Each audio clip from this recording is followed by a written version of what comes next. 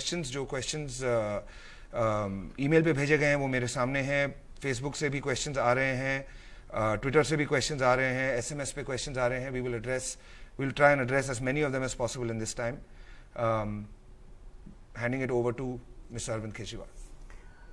आप सब लोगों को मेरा नमस्कार, मेरा प्रणाम, सत श्री अकाल, अस्सलाम वालेकुम, गुड मॉर्निंग.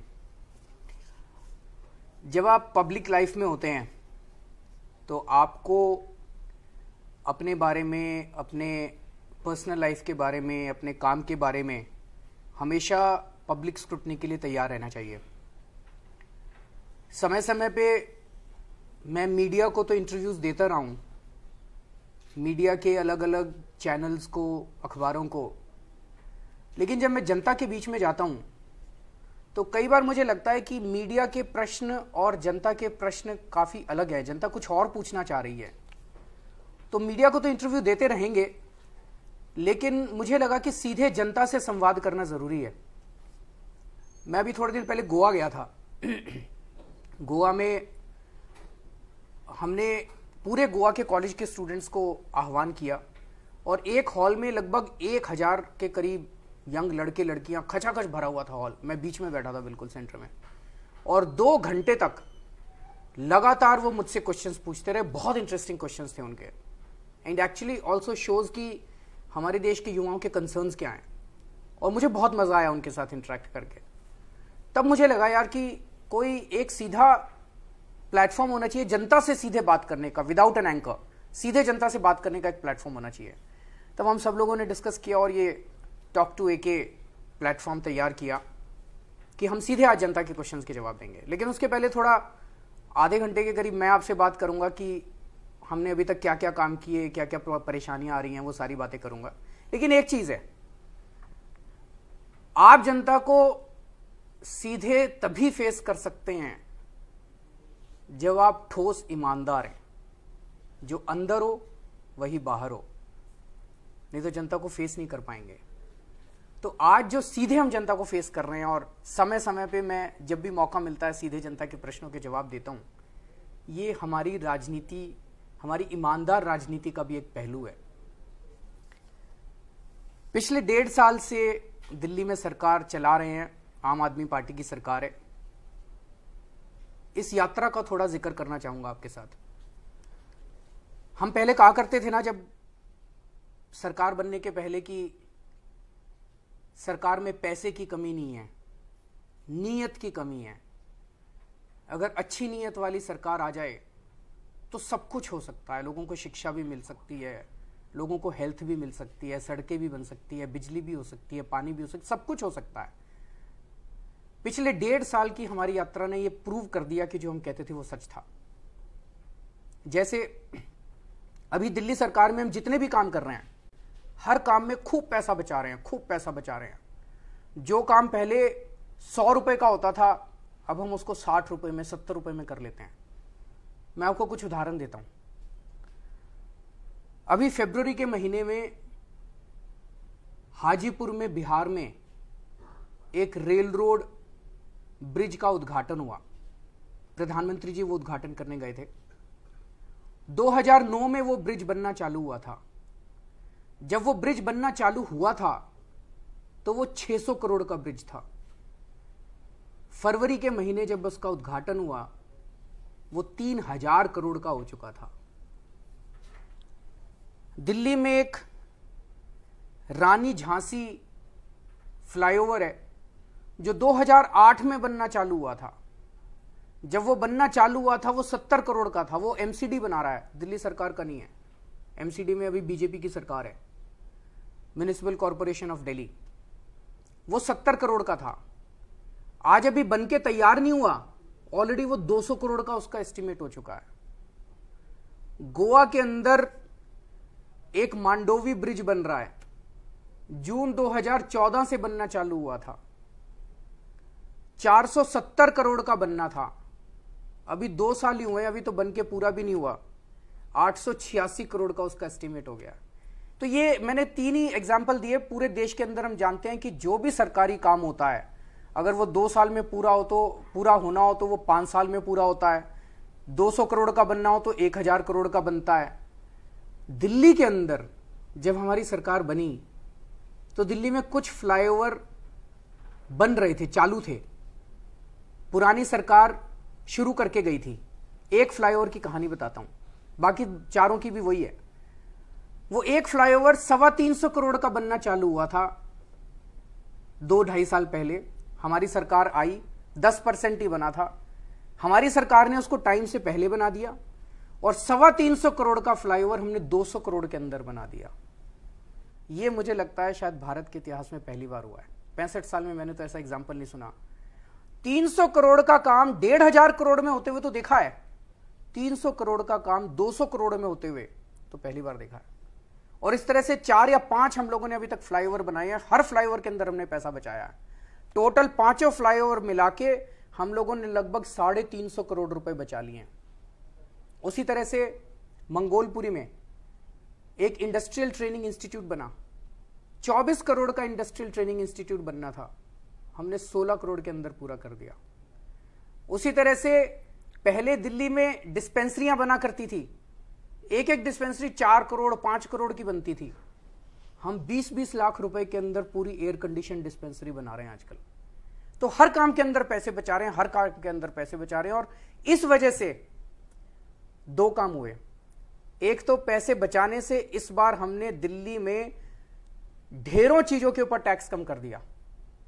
हमने इस बार मिठाई पे टैक्स कम कर दिया, चप्पलों पे टैक्स कम कर दिया, कपड़ों पे टैक्स कम कर दिया, ई रिक्शे पे टैक्स कम कर दिया, हमने मार्बल पे टैक्स कम कर दिया, लकड़ी पे टैक्स कम कर दिया, नमकीन पे टैक्स कम कर दिया। ढेरों चीजों के ऊपर हमने टैक्स कम कर दिया। हमने तो ये सोच के टैक्स कम किया था कि अब जितना पैसा आ रहा है उतने पैसे से हम आगे विकास कर पाएंगे। लेकिन टैक्स कम करने का एक और फायदा हुआ, टैक्स की कलेक्शन भी हमारी बढ़ती जा रही है और जो पैसा हमारा बचता जा रहा है, इस पैसे से हम दिल्ली का खूब विकास कर रहे हैं।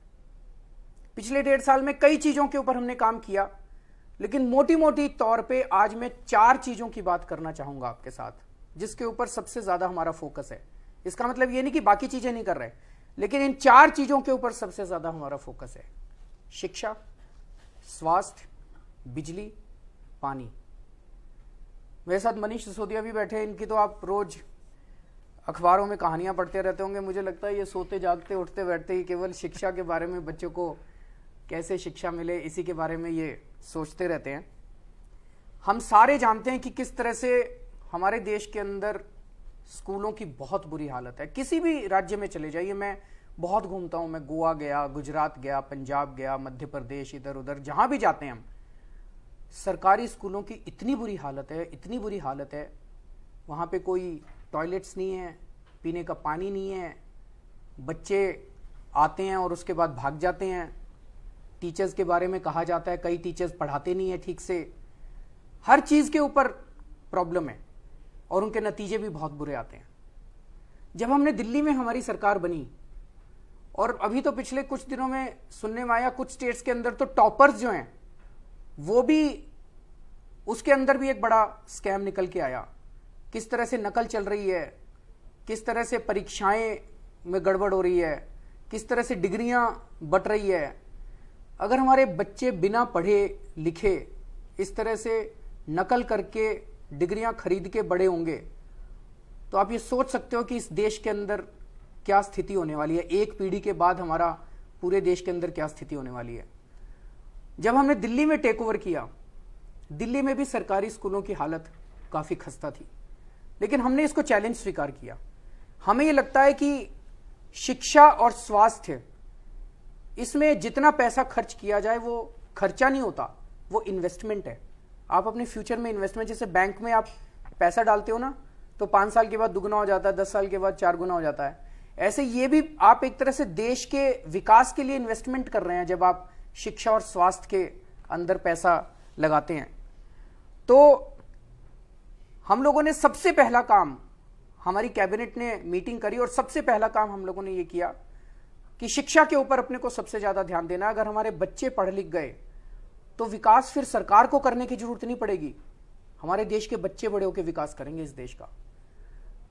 हमने तुरंत, आज तक भारत के इतिहास में कभी नहीं होगा, तुरंत हमने बजट शिक्षा का डबल कर दिया। 5,000 करोड़ से 10,000 करोड़ हम लोगों ने शिक्षा का बजट कर दिया। ये कभी ऐसा नहीं हुआ कि एकदम से 100% शिक्षा के बजट में बढ़ोतरी की गई हो। पहली बार शायद कोई भी सरकार, आजादी के बाद कोई भी सरकार शिक्षा के बजट में इतनी बड़ी बढ़ोतरी एक साथ कर रही थी।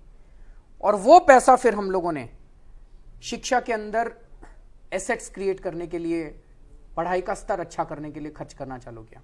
तो हमने देखा सबसे पहली जरूरत है जो मूलभूत सुविधाएं हैं स्कूलों के अंदर, वो ही नहीं है। पीने का पानी नहीं है, लेडीज टॉयलेट जो थे इतने गंदे थे, या कई स्कूलों में तो ताले लगा के रखते हैं टॉयलेट के ऊपर, जैसे पता नहीं टॉयलेट में क्या हो जाएगा। और बच्चों को, अगर लड़कियों को अगर बाथरूम जाना हो तो उनको घर जाना पड़ता था, और घर जाते हैं फिर वापस नहीं आते बच्चे। तो सबसे पहला काम मनीष ने यह किया, 3 चीजें। एक, सारे टॉयलेट्स ठीक कराए, जहां टॉयलेट्स नहीं थे वो टॉयलेट्स बनवाए और उनकी साफ सफाई का इंतजाम किया। लगभग 1100 सरकारी स्कूल हैं दिल्ली सरकार के, उन सारे स्कूलों के अंदर। दूसरा, इन सभी स्कूलों के अंदर पीने का पानी का इंतजाम किया। और तीसरा, सफाई का इंतजाम किया। और चौथा, सिक्योरिटी गार्ड का। ये 4 चीजें युद्ध स्तर के ऊपर सारे स्कूलों में की इन्होंने। उसके बाद इन्होंने एक स्कूल में जब गए तो पता चला कई स्कूल ऐसे हैं, कई क्लासेस में एक क्लास में 150 बच्चे बैठे हैं। अब 150 बच्चे अगर एक क्लास में बैठेंगे तो वो पढ़ाई कैसे करेंगे? आप तो टीचर को भी नहीं कह सकते कि आप ठीक से नहीं पढ़ा रहे। तो उसमें पूरे सारे दिल्ली के सारे स्कूलों की इन्होंने मैपिंग कराई कि किस स्कूल में किस क्लास में कितने बच्चे हैं और कितने और क्लासरूम बनाने की जरूरत है। और 1 साल में 8,000 नए क्लासरूम बन के तैयार करवाए हैं। ये भी कोई छोटी चीज नहीं है।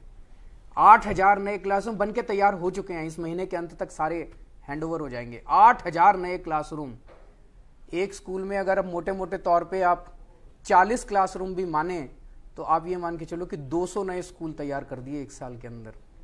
ये भी कोई छोटी बात नहीं है। युद्ध स्तर के ऊपर काम हुआ है, जो कि पीडब्ल्यूडी ने और एजुकेशन डिपार्टमेंट ने बड़ा जबरदस्त काम किया। 200 नए स्कूल, 8,000 नए क्लासरूम बन के तैयार हुए हैं। और मैं उम्मीद करता हूं कि 100% स्कूलों में तो नहीं, लेकिन बहुत सारे स्कूलों में अब एक क्लास में 50 से ज्यादा बच्चे नहीं होने चाहिए। फिर भी कुछ स्कूल रह जाएंगे। नए स्कूल बनाए जा रहे हैं। 45 नए स्कूल बन के तैयार हो चुके हैं और 100 नए स्कूलों के लिए जमीन आइडेंटिफाई कर ली गई है। ये जो 100 नए स्कूल और बन के तैयार होंगे ना, इसके लिए इन्होंने बेस्ट आर्किटेक्ट ढूंढे हैं। ये स्कूल आप देखना, दिल्ली के जो बेस्ट प्राइवेट स्कूल हैं, जो बहुत बढ़िया प्राइवेट स्कूल हैं, उनसे भी अच्छे स्कूल आपको ये सरकारी स्कूल मिलेंगे। आपको यकीन नहीं होगा। हम ये चाहते हैं कि हमारे गरीब से गरीब बच्चों को भी बेस्ट से बेस्ट शिक्षा मिले। अगर हमारे गरीब बच्चे बड़े होके एडवोकेट बन गए, इंजीनियर बन गए, डॉक्टर बन गए, तो उसके बाद आपको कुछ करने की जरूरत नहीं है। आपको इन्हें नौकरी देने के लिए जरूरत नहीं है। ये बड़े होके आपको नौकरी दे देंगे। ये बड़े होके खुद देश का विकास कर लेंगे। शिक्षा हमें देने की जरूरत है। तो एक तो ये प्रॉब्लम थी। दूसरी प्रॉब्लम थी प्राइवेट स्कूलों की। वो भी पूरे देश के अंदर है। प्राइवेट स्कूलों में कई स्कूल अच्छे भी हैं, मैं सारे स्कूलों को नहीं, लेकिन कई स्कूल ऐसे हैं जिन्होंने गुंडागर्दी मचा रखी है, जिन्होंने दुकानें खोल के बैठे हैं, टीचिंग शॉप्स जिनको कहते हैं। दुकानें खोल, अपने स्कूलों को उन्होंने दुकानें बना ली हैं और अनाप शनाप हर साल फीस बढ़ाते जाते हैं। लोग बहुत दुखी हैं, पेरेंट्स बहुत दुखी हैं, लेकिन मजबूरी है, बच्चे के लिए तो माँ बाप कुछ भी करते हैं। तो जनता बहुत दुखी थी इससे। आज तक इन स्कूलों को नकेल कसने वाली कोई सरकार नहीं आई थी। क्यों? ये लोग मुख्यमंत्री को और मंत्री को तो अपनी जेब में लेके चलते थे स्कूल वाले। किसी भी स्कूल से बात करो, वो कुछ समझते ही नहीं थे सरकार को। क्यों नहीं समझते थे? क्योंकि हर मुख्यमंत्री और मंत्री को बच्चों के एडमिशन कराने होते थे। हर साल उनको सिफारिश करनी होती थी। इस स्कूल में मुख्यमंत्री की 4 सिफारिश जारी हैं, 10 सिफारिश उस स्कूल में मेरे दोस्तों के, मेरे रिश्तेदारों के बच्चे या पैसे लेके। हमने एक बच्चे की सिफारिश नहीं की एक भी स्कूल में, एक भी बच्चे की। मेरा अपना बेटा, मैं दिल्ली का मुख्यमंत्री हूं, मेरा अपना बेटा नोएडा जाता है पढ़ने के लिए, दिल्ली के स्कूल में नहीं पढ़ता। पहले नोएडा जाता था, उसी स्कूल में है, उसका स्कूल नहीं छुड़वाया मैंने। मैं चाहता तो आज दिल्ली के किसी भी स्कूल में एक फोन कॉल करने की जरूरत थी मेरे को, मैं चाहता तो फोन उठा के किसी भी स्कूल में, दिल्ली के किसी भी स्कूल में अपने बेटे का एडमिशन करा लेता। मैंने नहीं कराया। क्यों? अगर मैं उस स्कूल में, किसी स्कूल में अपने बेटे का एडमिशन कराता और अगर वो स्कूल वाले फीस बढ़ा देते और मैं उनको कहता भाई फीस बंद करो, फीस नहीं बढ़ानी, तो वो पलट के कहते जी इस आपके बेटे तो हमारे यहां पढ़ता है, हमने देखिए आपके बेटे को एडमिशन दिया था। मैं कमजोर हो जाता। एक भी सिफारिश करके अपने बेटे का, अपने रिश्तेदारों का, एक किसी का नहीं, ना मनीष ने किसी का एडमिशन कराया, ना मैंने किसी का एडमिशन। इसलिए आज हमारी हिम्मत है कि जिस जिस स्कूल ने दिल्ली के अंदर फीस बढ़ाने की कोशिश की, हमने ऑर्डर पास करके फीस वापस कराई, लोगों की फीस रिफंड कराई, फीस कम कराई हम लोगों ने। ये भी पहली बार हुआ है। अब जो स्कूल फीस बढ़ाना चाहते हैं उनके सबके अकाउंट्स की हम चेकिंग करा रहे हैं। उन्होंने एप्लीकेशन दी है और उनके सबके अकाउंट्स की चेकिंग होगी। अगर लगता है सरकार को कि जायज है, इनके खर्चे बहुत ज्यादा बढ़ गए, तो जरूर फीस बढ़ेगी। लेकिन जो नाजायज तरीके से हम कई बार कुछ स्कूलों में सुना करते थे कि फीस साइफन ऑफ कर लेते हैं, फर्जी बिल लगा के सारा पैसा निकाल, वो नहीं होने देंगे बिल्कुल। तो ये भी पहली बार हुआ कि सरकारी और प्राइवेट स्कूलों के अंदर नकेल कसी गई है। मैं ये कहना चाहता हूं कि अगर ये दिल्ली में हो सकता है, अगर दिल्ली के सरकारी स्कूल ठीक हो सकते हैं, अगर दिल्ली के प्राइवेट स्कूल ठीक हो सकते हैं, तो गुजरात के क्यों नहीं हो सकते? गोवा के क्यों नहीं हो सकते? मध्य प्रदेश के क्यों नहीं हो सकते? छत्तीसगढ़ के क्यों नहीं हो सकते? पंजाब के क्यों नहीं हो सकते? हमारा एक्सपीरियंस ये बताता है कि सब जगह के हो सकते हैं अगर राजनीतिक इच्छा शक्ति हो, पॉलिटिकल विल हो और सरकार ईमानदार हो। अगर सरकार बेईमान हो तो बिल्कुल नहीं हो सकता। अगर सरकार ईमानदार हो तो हो सकता है। और मैं केवल एक ही चेतावनी देना चाहता हूं सारे देश को, don't mess around with the youth of this country, don't mess around with the education of this country. अगर आपने इस देश की एजुकेशन को बर्बाद कर दिया तो फिर इस देश के अंदर इतने बेरोजगार पैदा होंगे, इतने बेरोजगार पैदा होंगे। अगर यही सिस्टम चलता रहा जो आज सिस्टम है कि डिग्रियां खरीदी जा रही हैं, नकल करके बच्चों को पास किया जा रहा है, तो फिर हम एक ऐसी पूरी की पूरी पीढ़ी तैयार करेंगे जो बहुत बड़ा खतरा पैदा हो सकती है। ये ठीक नहीं है। दूसरा, कुछ साल पहले एक पॉलिसी इन्होंने पास की थी, नो डिटेंशन पॉलिसी। इसमें होता है कि 8वीं क्लास तक पेपर नहीं लिए जाते, बच्चे को बस पास कर दिया जाता है, कोई फेल नहीं किया जाता। तो 8वीं क्लास तक बच्चा पास होता जाता और अचानक 9वीं क्लास में आके उसके एग्जाम लिए जाते हैं। उसको एग्जाम देने ही नहीं आते बेचारे को, उसको कुछ नहीं आता। अभी केंद्र सरकार ने स्टडीज करवाई है, उसमें भी पता चल रहा है कि 9वीं क्लास के बच्चों को कुछ पढ़ना लिखना नहीं आता। कई बच्चे डिप्रेशन क्लास में आके, कई बच्चे सुसाइड कर लेते हैं। ये पॉलिसी खत्म होनी चाहिए। ये नो डिटेंशन पॉलिसी बिल्कुल बर्बाद कर रही है ये पूरे हमारे एजुकेशन सिस्टम को। हम भी पढ़ते थे, आप सब जितने लोग अभी देख रहे हैं सब लोग पढ़े हैं। पहली क्लास में भी एग्जाम होते थे, दूसरी में भी होते थे। अगर कमजोरी हो तो कंपार्टमेंट हो जाती थी ताकि आप बच्चा थोड़ा सीरियस, नहीं तो बच्चे पढ़ते ही नहीं। अगर एग्जाम नहीं हो तो पढ़ेंगे किस लिए वो बच्चे, ना माँ बाप उस पर वो देते। तो इस पॉलिसी को हमने दिल्ली विधानसभा में तो पास करके केंद्र सरकार को भेजा हुआ है और मैं अपील करता हूं केंद्र सरकार से कि इसको जल्दी पास करे। दूसरा, मैं स्वास्थ्य के ऊपर थोड़ा सा बात करना चाहता हूं। अच्छा, एक और चीज है, दिल्ली में हमने 100% बजट बढ़ाया शिक्षा का। इच्छा शक्ति थी, हमारे पास पैसा कहां से आया? सारी सरकारें कहती है पैसा नहीं है, पैसा नहीं है। केंद्र सरकार ने, जो नई सरकार केंद्र में आई बीजेपी की, उन्होंने आने के बाद, उनके पहले 82,000 करोड़ रुपए का बजट था शिक्षा का केंद्र में।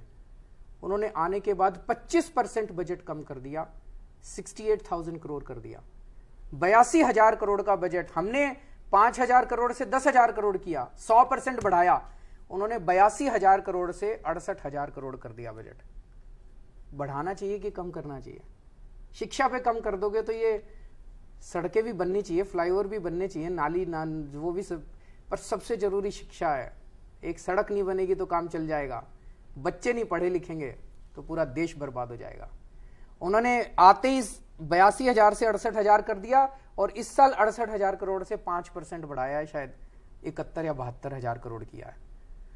तो मेरा अपना मानना है कि पूरे देश के अंदर हर राज्य सरकार को और केंद्र सरकार को शिक्षा के ऊपर बजट बहुत बड़े स्तर पे बढ़ाना पड़ेगा ताकि इस देश के बच्चे पढ़ लिख सकें और इस देश का विकास कर सकें। दूसरा, स्वास्थ्य है। जैसा मैंने कहा कि हम शिक्षा और स्वास्थ्य में खर्चे को इन्वेस्टमेंट मानते हैं। स्वास्थ्य का भी पूरे देश में बुरा हाल है।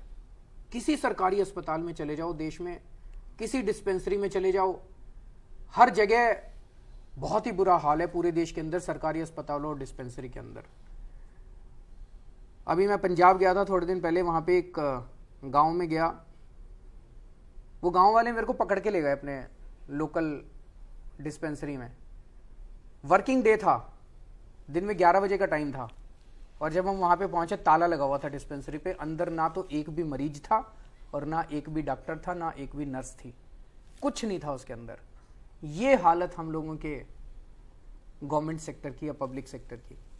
जब हमने दिल्ली में टेक ओवर किया, दिल्ली के भी सरकारी अस्पतालों में काफी डिसऑर्गेनाइजेशन था, काफी बुरा हाल था। यहां भी हमने सबसे पहला काम यह किया कि बजट बढ़ाया। जैसे शिक्षा में हमने 100% बजट बढ़ाया, स्वास्थ्य में हमने 50% बजट एकदम से बढ़ा दिया। हमारे टोटल बजट, दिल्ली सरकार का टोटल बजट 40,000 करोड़ है। 40,000 करोड़ में से 10,000 करोड़, 25% हमारा बजट तो शिक्षा में चला जाता है, और लगभग 19% बजट, 18-19% बजट हमारा स्वास्थ्य में जाता है, हेल्थ सेक्टर में जाता है। इतना बजट हम लोगों ने हेल्थ और शिक्षा में खर्च किया है। तो हम लोग सारे बैठे और कई एक्सपर्ट्स के साथ बैठे, और हम लोगों ने पूरा हेल्थ सेक्टर डिजाइन किया कि कैसा होना चाहिए। अभी दिल्ली में क्या है, बहुत बड़े बड़े अस्पताल हैं और कुछ डिस्पेंसरियां, सारी डिस्पेंसरियों की हालत बहुत बुरी थी दिल्ली के अंदर जब हमारी सरकार बनी। आपको अगर खांसी जुकाम भी हो जाए तो आप सीधे ऑल इंडिया मेडिकल में भागते हो, सफदरजंग हॉस्पिटल में भागते हो। तो हमने सबसे पहले यह डिसाइड किया कि दिल्ली के अंदर खूब सारी अच्छी डिस्पेंसरियां बनाने की जरूरत है। तो हमने 3 टियर सिस्टम डिजाइन किया। सबसे लोएस्ट टियर है मोहल्ला क्लिनिक, आम आदमी क्लिनिक। आपके नेक्स्ट डोर, आपकी गली में, आपके मोहल्ले में एक क्लिनिक होना चाहिए, ताकि कोई भी छोटी मोटी बीमारी हुई, खांसी हो गई, जुकाम हो गया, बुखार हो गया, आपको बड़े अस्पताल में जाने की जरूरत ना पड़े, आप सीधे अपने मोहल्ला क्लिनिक में जाओ।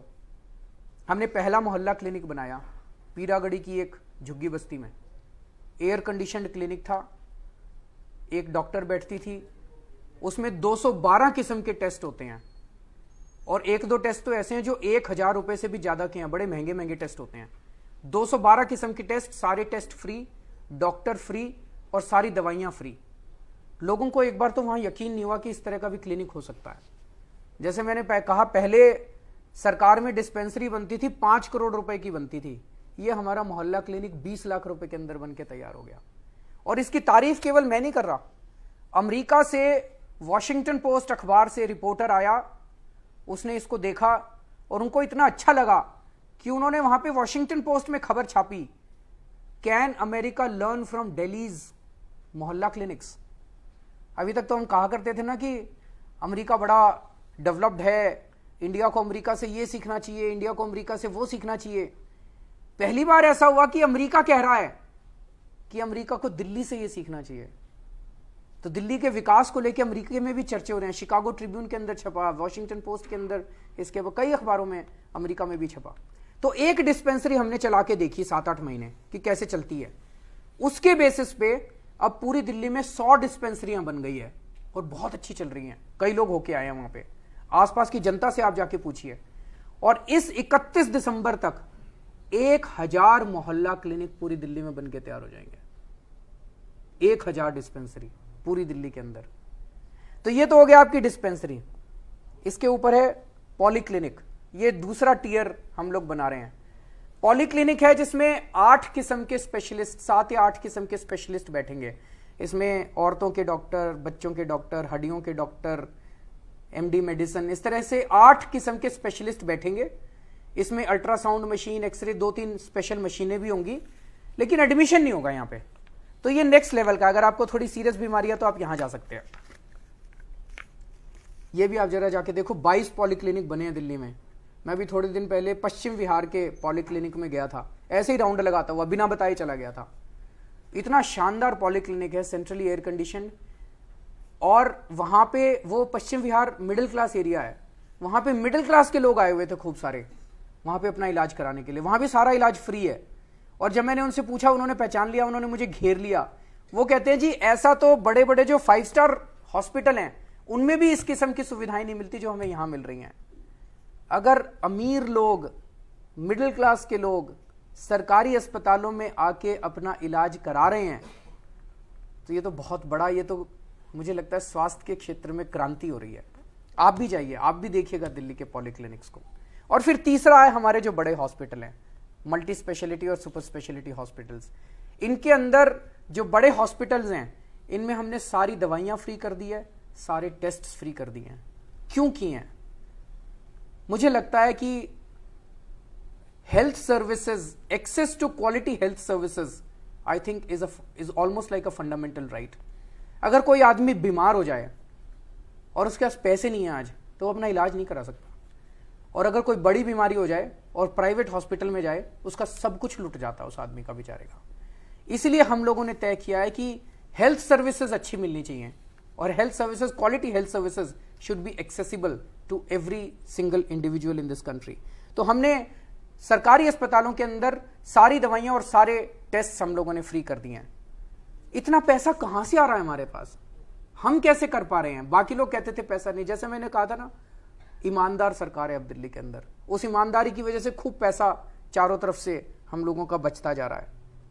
तो इस वजह से लोगों को बहुत रिलीफ मिला है। और मुझे लगता है कि अगर दिल्ली के अंदर ये हो सकता है, तो पूरे देश के अंदर हो सकता है।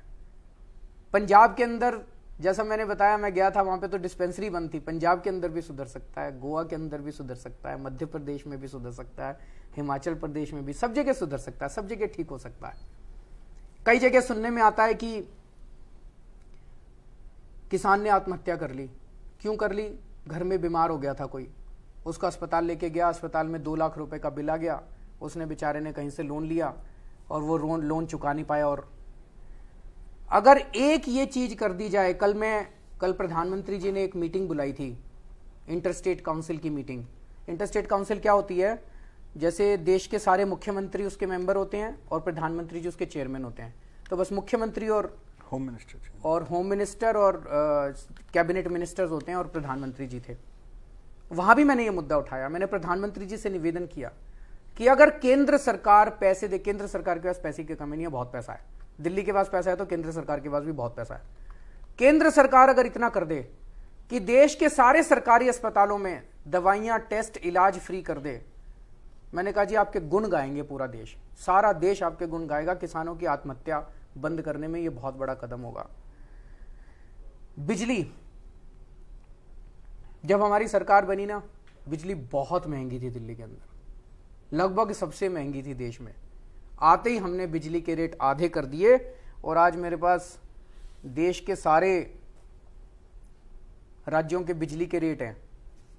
अगर दिल्ली में किसी परिवार की 200 यूनिट बिजली खर्च होती है तो उसका बिल आता है 550 रुपए का। गुजरात में अगर किसी की 200 यूनिट बिजली खर्च होती है किसी घर में डोमेस्टिक, तो गुजरात में उसका बिल आता है 1170 रुपए का। बंबई में अगर 200 यूनिट खर्च होती है तो उसका बिल आता है 1950 रुपए का। दिल्ली में 550 रुपए, गुजरात में 1170 रुपए, बंबई में 1950 रुपए। पंजाब में अगर किसी की 200 यूनिट खर्च होती है तो 1229 रुपए का बिल आता है। अगर दिल्ली में किसी की 400 यूनिट बिजली खर्च होती है तो उसका बिल आता है 1370 रुपए का। 400 यूनिट का 1370 दिल्ली का।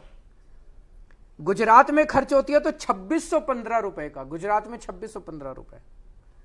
मुंबई में खर्च होती है 4300 रुपए का, 4300, 400 यूनिट के मुंबई में। कलकत्ता में 2900 रुपए, 2927 रुपए का बिल आता है 400 यूनिट का। पंजाब में 2690 रुपए का, दिल्ली में 1370, पंजाब में 2690। सबसे सस्ती बिजली एक दो स्टेट्स हैं जहां पे दिल्ली से सस्ती है, नहीं तो सबसे सस्ती बिजली आज दिल्ली के अंदर हो गई है। एक चैलेंज है अभी दिल्ली के अंदर, दिल्ली का जो ये बिजली का पूरा इंफ्रास्ट्रक्चर है ना, ये बड़ा कमजोर है। पिछले 10-12 साल में कोई इन्वेस्टमेंट नहीं किया गया। ढेरों ट्रांसफार्मर लगने हैं जगह जगह, उसकी भी पूरी लिस्ट बनाई है। वॉर फुटिंग के ऊपर मैंने अपने सारे एमएलए को लगा दिया है। मैंने कहा जमीन ढूंढो, और जमीनें ढूंढ के चाहे कितना भी पैसा खर्च हो, दिल्ली में अपने को वर्ल्ड क्लास लेवल का बिजली का इंफ्रास्ट्रक्चर चाहिए। दिल्ली में बिजली की कमी नहीं है, जितनी बिजली चाहिए उससे ज्यादा सरप्लस बिजली है। लोकल फॉल्ट बहुत हो रहे हैं, कहीं बिजली चली जाती है, कहीं तार जल गया, कहीं ट्रांसफार्मर जल गया, रोज किसी ना किसी जगह। इसको अब ठीक कर रहे हैं। इतने सालों का जो इन्होंने कबाड़ा कर रखा है उसको करने में साल 2 साल तो लगेंगे। पानी के ऊपर भी हम लोगों ने, हमारा ये मानना है कि पानी आदमी की फंडामेंटल राइट है, बेसिक ह्यूमन राइट है। आज एक माहौल ऐसा बना दिया गया कॉमर्शलाइजेशन के बाद कहा कि पानी बिकना चाहिए। मेरा ये क्वेश्चन है कि अगर कोई गरीब आदमी है और उसके पास पैसे नहीं है तो वो पानी नहीं पिएगा क्या? पानी तो पिएगा, मरेगा तो नहीं ना। कहीं ना कहीं आप या तो उसको पानी दे दो, ये तो चोरी करके पिएगा, कहीं ना कहीं से तो पिएगा। तो एक बेसिक ह्यूमन नीड, एक बेसिक सस्टेनेंस लेवल होना चाहिए कि इतना पानी फ्री में देना तो सरकार का धर्म है। वो हम लोगों ने तय किया कि 20,000 लीटर पानी, हमने माना कि एक परिवार, 5 लोगों का परिवार, 20,000 लीटर पानी होना चाहिए। 20,000 लीटर पानी हमने हर परिवार के लिए मुफ्त कर दिया। लोगों को यकीन नहीं हुआ, लोगों के बिल जीरो आने लग गए। पहले जब कई 100 रुपए के बिल आते थे, लोगों के जीरो बिल हो गए। जब हमने 20,000 लीटर पानी किया तो कई लोगों ने हमें क्रिटिसाइज किया, कहते हैं ये केजरीवाल तो जल बोर्ड को डुबो देगा, जल बोर्ड फाइनेंशियली बिल्कुल खत्म हो जाएगा, 20,000 लीटर पानी फ्री कर दिया। तो आपको ये जान के ताज्जुब होगा कि साल के अंत में हमारा 173 करोड़ रुपए का रेवेन्यू ज्यादा आया है पिछले साल के मुकाबले, कम होने की वजह। 20,000 लीटर पानी भी मुफ्त कर दिया, रेवेन्यू भी बढ़ गया। कैसे बढ़ गया? क्योंकि पानी मुफ्त करने के साथ साथ हमने अंदर करप्शन भी कम किया, उसकी वजह से रेवेन्यू हमारा बचने लग गया। दूसरा, लोगों ने कहा जी 20,000 लीटर पानी मुफ्त करोगे तो लोग पानी का वेस्टेज शुरू कर देंगे, पानी खूब वेस्ट होने लगेगा। वो भी गड़बड़ है। 3 मिलियन गैलन पानी पर डे की हमारी बचत होने लग गई। वो कैसे हुई? हमने कहा कि 20,000 लीटर पानी मुफ्त है, लेकिन 21,000 करोगे तो सारे पे पैसा लगेगा। तो लोगों ने अपनी सेविंग करनी चालू कर दी, पानी की 20 के नीचे नीचे रखने लग गए, तो उससे हमारा पानी भी बचने लग गया। तो लोगों को पानी भी मुफ्त मिलने लग गया, लोगों का, हमारा जल बोर्ड का पैसा भी ज्यादा आने लग गया, हमारा पानी भी बचने लग गया। तो सबको विन विन सिचुएशन थी। दूसरा, पूरे देश के अंदर ये समस्या है, मैं जगह जगह जाता हूं, बिल सबके गड़बड़ है। दिल्ली में हमने एक सर्वे कराया, पता चला 95% लोगों के बिल गड़बड़ आए हुए हैं। कभी मीटर रीडर आया ही नहीं, 2 साल के एक साथ बिल भेज दिए। मीटर रीडर गलत रीडिंग ले गया, या कोई पैसे मांग रहा था पानी डिपार्टमेंट में, उसने गलत बिल बना के भेज दिया। लोगों के 3-3 लाख रुपए के, 4-4 लाख रुपए के बिल आए हुए थे, और वो बिल ठीक कराने के अंदर फिर पैसे देने पड़ते हैं, रिश्वत देनी पड़ती है। हमने आने के बाद एक साथ ऐसा कर दिया कि सबके पुराने बिल माफ। किसी के 2 लाख रुपए के माफ हो गए, किसी के 4 लाख रुपए के बिल माफ हो गए, किसी के, लोगों को यकीन नहीं हुआ, 3-3 लाख रुपए के लोगों के बिल माफ हो गए। पुराने सारे बिल माफ, और फ्यूचर में ऐसा नहीं हो इसका हमने एक सॉफ्टवेयर बना दिया कि अपने मोबाइल फोन से अपने मीटर की रीडिंग लो और वो बिल रीडिंग हमें भेज दो, हम उसके हिसाब से आपका बिल ऑटोमेटिकली आपके मोबाइल फोन पे बन के आ जाएगा। तो अब आगे आपको मीटर रीडर की जरूरत ही नहीं है, आप खुद ही अपना बिल बना सकते हो। तो पुराना आपका सारा ठीक कर दिया, सारा माफ कर दिया, और भविष्य में आपका होएगा नहीं। बड़ा काम हमने ये किया, दिल्ली देश की राजधानी है, लेकिन दुख की बात है कि दिल्ली के अंदर भी लोगों के घरों में टूटी में पानी नहीं आता। बहुत सारे इलाके ऐसे हैं, बहुत सारी कॉलोनियां ऐसी हैं जहां पे अभी भी टैंकरों से पानी जाता है, पाइपलाइन नहीं बिछी हुई है। पिछले 1 साल में जब से हमारी सरकार बनी है, 263 नई कॉलोनीज के अंदर हम लोगों ने पानी पहुंचाया है, युद्ध स्तर के ऊपर। पिछले 10 साल में इतनी कॉलोनी में पानी नहीं पहुंचा होगा जितना 1 साल में द्वारका के अंदर, संगम विहार में कई कॉलोनियों में, बवाना में, पता कई कॉलोनी, 263 नई कॉलोनीज के अंदर पानी पहुंचा है। और 2017 का फिर मैंने अपने ऑफिसर्स को बुलाया, मैंने कहा भाई पूरी दिल्ली में पानी कितने दिन में पहुंचेगा? कहते जी 5 साल लगेंगे। मैं 5 साल नहीं है, 1 साल है। दिसंबर 2017 तक आपको सारी दिल्ली के हर घर तक पानी पहुंचाना है। आप बताइए आपको कितना पैसा चाहिए? उन्होंने कहा जी इतने 1300 करोड़ रुपए चाहिए। हमने 1300 करोड़ रुपए का एलोकेशन कर दिया। तो दिसंबर 2017 तक दिल्ली के हर घर में पाइपलाइन से, टूटी से पीने का पानी पहुंचेगा। और दूसरा मैंने ये कहा है कि पानी ऐसा होना चाहिए कि टूटी खोलो और सीधे ओक लगा के पी लो। आपको याद है बचपन में ये कोई आरओ वारो थोड़ी होते थे, आरओ फिल्टर, ये तो भी नए जमाने की चोंचले चल गए इनके। पहले कोई पानी की बोतलें थोड़ी होती थी, पहले तो सीधे हम टूटी से पानी आता था, पानी पिया करते थे। अब ये सारा का सारा कॉमर्शलाइजेशन हो गया। तो मैंने इनको बोला है कि आप ऐसा सिस्टम बनाओ कि सीधा पानी आए और पानी पीने का होना चाहिए, कोई आरओ की जरूरत नहीं होनी चाहिए, कोई फिल्टर नहीं होना चाहिए। और दिसंबर 2017 तक का हमने इनका टारगेट रखा है। किसानों के लिए भी हमने बहुत किया। पिछले साल दिल्ली में बारिश हो गई थी तो कई किसान आए मेरे पास, बोले जी हमारी फसलें बर्बाद हो गई हैं। तो उनके साथ में गांव-गांव में गया, कई गांव में घूमा, उसका जायजा लिया, वाकई उनकी फसलें बहुत बर्बाद हो गई थी। तो हमने हिसाब निकाला और 20,000 रुपये पर हेक्टेयर के पर एकड़ के हिसाब से, 50,000 रुपये पर हेक्टेयर के हिसाब से हमने मुआवजा दिया। आज देश के अलग अलग इलाकों में किसान आत्महत्या कर रहे हैं। क्यों? क्योंकि उनकी फसलें जब बर्बाद हो जाती है, किसी को 200 रुपये का चेक देती है सरकार, किसी को 300 रुपये का चेक देती है सरकार, मजाक बनाती है, उनका अपमान करती है, उनकी बेइज्जती करती है किसानों की। दिल्ली में 20,000 रुपये का एकड़ का हिसाब से दिया, जो कि आज तक कभी नहीं मिला था। इसी तरह से किसानों की जब जमीनें, भूमि अधिग्रहण किया जाता है, हमारी सरकार बनने के पहले जब भूमि अधिग्रहण किया जाता था 54 लाख रुपए पर एकड़ के हिसाब से। हो सकता है आप में से कुछ लोग जो प्रोग्राम सुन रहे हैं उनको 54 लाख रुपए बहुत ज्यादा लगे। 54 लाख रुपए ज्यादा नहीं है, दिल्ली में जमीन के रेट बहुत ज्यादा हैं। 54 लाख रुपए देती थी सरकार पर एकड़ के हिसाब से, और किसान बहुत नाराज थे क्योंकि मार्केट रेट 3 करोड़ था, 4 करोड़ था। तो कई किसान आए मेरे पास, बोले जी सरकार जमीन ले लेती है हमारी और 3 करोड़ की जमीन के 54 लाख रुपए देती है। हमने आते ही ऑर्डर पास किया और हमने उनका 3 करोड़ से 4 करोड़ रुपए का रेट कर दिया कि अगर अब सरकार अगर एक्वायर करेगी तो सरकार को 3 करोड़ रुपए देने पड़ेंगे।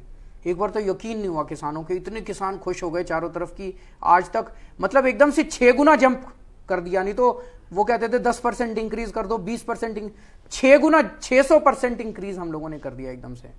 लेकिन इसके लिए लड़ना पड़ा मुझे बहुत ज्यादा। जैसे ही हमने ऑर्डर पास किया वैसे ही वहां से एलजी साहब का ऑर्डर आ गया। एलजी साहब ने कहा, मैंने ऑर्डर पास किया कि हम जमीनों के रेट 3 करोड़ रुपए पर एकड़ करते हैं। एलजी साहब ने ऑर्डर कर दिया, मैं मुख्यमंत्री के ऑर्डर को कैंसिल करता हूं। तो मेरे पास क्या चाह रहा था बताओ? एलजी साहब ने ऐसा क्यों किया? एलजी साहब को क्या जरूरत थी? किसान खुश थे, सरकार दे रही थी, सरकार का पैसा जा रहा था, तो फिर मेरे पास क्या चाह रहा था? मैंने भी अगले दिन ऑर्डर पास कर दिया, मैं एलजी साहब के ऑर्डर को कैंसिल करता हूं। अब आप बताओ, फिर ये मीडिया वाले कहते हैं केजरीवाल लड़ता बहुत है। मैं अपने लिए थोड़ी लड़ता हूं, मैं आपके लिए लड़ता हूं। आप बताओ मैं किसानों के लिए लड़ूं कि ना लड़ूं? किसानों के जमीनों के रेट के लिए लड़ूं कि ना लड़ूं? तो हमने किसानों को सबसे ज्यादा मुआवजा मुझे लगता है देश भर का है, 3 करोड़ रुपए पर एकड़ के हिसाब से। कल मैं, जैसा मैंने बताया कि इंटरस्टेट काउंसिल में गया था, वहां पे मैंने प्रधानमंत्री जी से बहुत रिक्वेस्ट किया कि पूरे देश के अंदर किसान आत्महत्या कर रहे हैं, एक चीज अगर मुख्य प्रधानमंत्री जी कर दें। अखबारों में पढ़ते हैं हम, तो एक्चुअल फिगर तो पता नहीं है, इंटरनेट पे आती रहती है, मीडिया में आती रहती है कि कोई 10 बड़े बड़े देश के उद्योगपतियों का 4 लाख या 5 लाख करोड़ रुपए का बैंक का लोन है और वो माफ किया जा रहा है। कोई 70,000 का, 72,000 का भी वो सुना है। विजय माल्या जी 6,000 7,000 करोड़ का उनका लोन था, वो देश छोड़ के भाग गए। अगर इतने बड़े बड़े 10-15 बड़े बड़े उद्योगपतियों का 4-4, 5-5 लाख करोड़ रुपए का लोन माफ कर सकते हैं, तो हम किसानों का 1-1 लाख रुपए का लोन माफ नहीं कर सकते क्या? बिल्कुल कर सकते हैं। तो कल मैंने हाथ जोड़ के बड़ी अपील की प्रधानमंत्री जी से। मैंने कहा जी पूरे देश में किसान आत्महत्या कर रहे हैं, आत्महत्या को रोकने के लिए 4 तरीके किए जा सकते हैं। अगर आप ये 4 चीजें कर दो, देश में किसान आत्महत्या करना बंद कर दे। पहली चीज, एक बार अनाउंस कर दो सारे देश के सारे किसानों का सारा ऋण माफ, सारा लोन माफ, और केंद्र सरकार दे दे सारा पैसा और सारे किसानों का लोन माफ कर दो। मैंने कहा कि बहुत पुण्य होएगा आपको, बहुत आशीष देंगे सारे देश के किसान। दूसरा, एक बार तो लोन माफ कर देंगे, फिर फ्यूचर में फिर प्रॉब्लम हो जाएगी। तो इसलिए मैंने कहा कि हमें 3 स्टेप्स और लेने हैं ताकि भविष्य में किसान लोन में ना फंसे। कि स्वामीनाथन रिपोर्ट लागू करो। प्रधानमंत्री जी ने चुनाव के पहले कहा था, प्रॉमिस किया था कि स्वामीनाथन रिपोर्ट लागू करेंगे। स्वामीनाथन रिपोर्ट यह कहती है कि जो लागत है, जितनी किसान की कॉस्ट आती है, उसके ऊपर 50% उसको प्रॉफिट दिया जाएगा, इतना फसल का मूल्य लगाया जाएगा। लेकिन आज उसको फसल का मूल्य भी नहीं, जैसे गेहूं है, गेहूं की कॉस्ट सरकारी, ये मेरे पास आज सारे मैं आंकड़े लेके आया हूं। गेहूं है, गेहूं में गेहूं की लागत आ रही है ₹1950 क्विंटल, ₹1950 लागत है, और सरकार ने दाम तय किया है ₹1450। बताओ किसान खाएगा क्या? आत्महत्या नहीं करेगा तो क्या खाएगा? तो स्वामीनाथन रिपोर्ट यह कहती थी कि जो किसान की लागत हो उस पर 50% एक्स्ट्रा ऐड करके वो अगर आप मूल्य तय करोगे, किसान कभी आत्महत्या नहीं करेगा, अपनी मेहनत की कमाई खाएगा। तीसरा, अगर किसी देश के किसी हिस्से में किसानों की फसल बर्बाद हो जाती है, जैसे दिल्ली में हमने 20,000 रुपए एकड़ के हिसाब से दिया, ऐसे ही केंद्र सरकार उस राज्य सरकार को पैसा दे, और वो दिल्ली में कम किसान थे, हम लोग दे पाए, तो केंद्र सरकार पैसा दे और वो उनको कम से कम इतना पैसा तो मुआवजा मिलना चाहिए। और चौथी चीज, जैसा मैंने कहा था, अगर आप दवाइयां, टेस्ट सारे अस्पतालों में, सरकारी अस्पतालों में इलाज फ्री कर दें, तो मुझे लगता है कि कभी किसान आत्महत्या नहीं करेंगे, अगर आप ये 4 चीजें कर दे तो।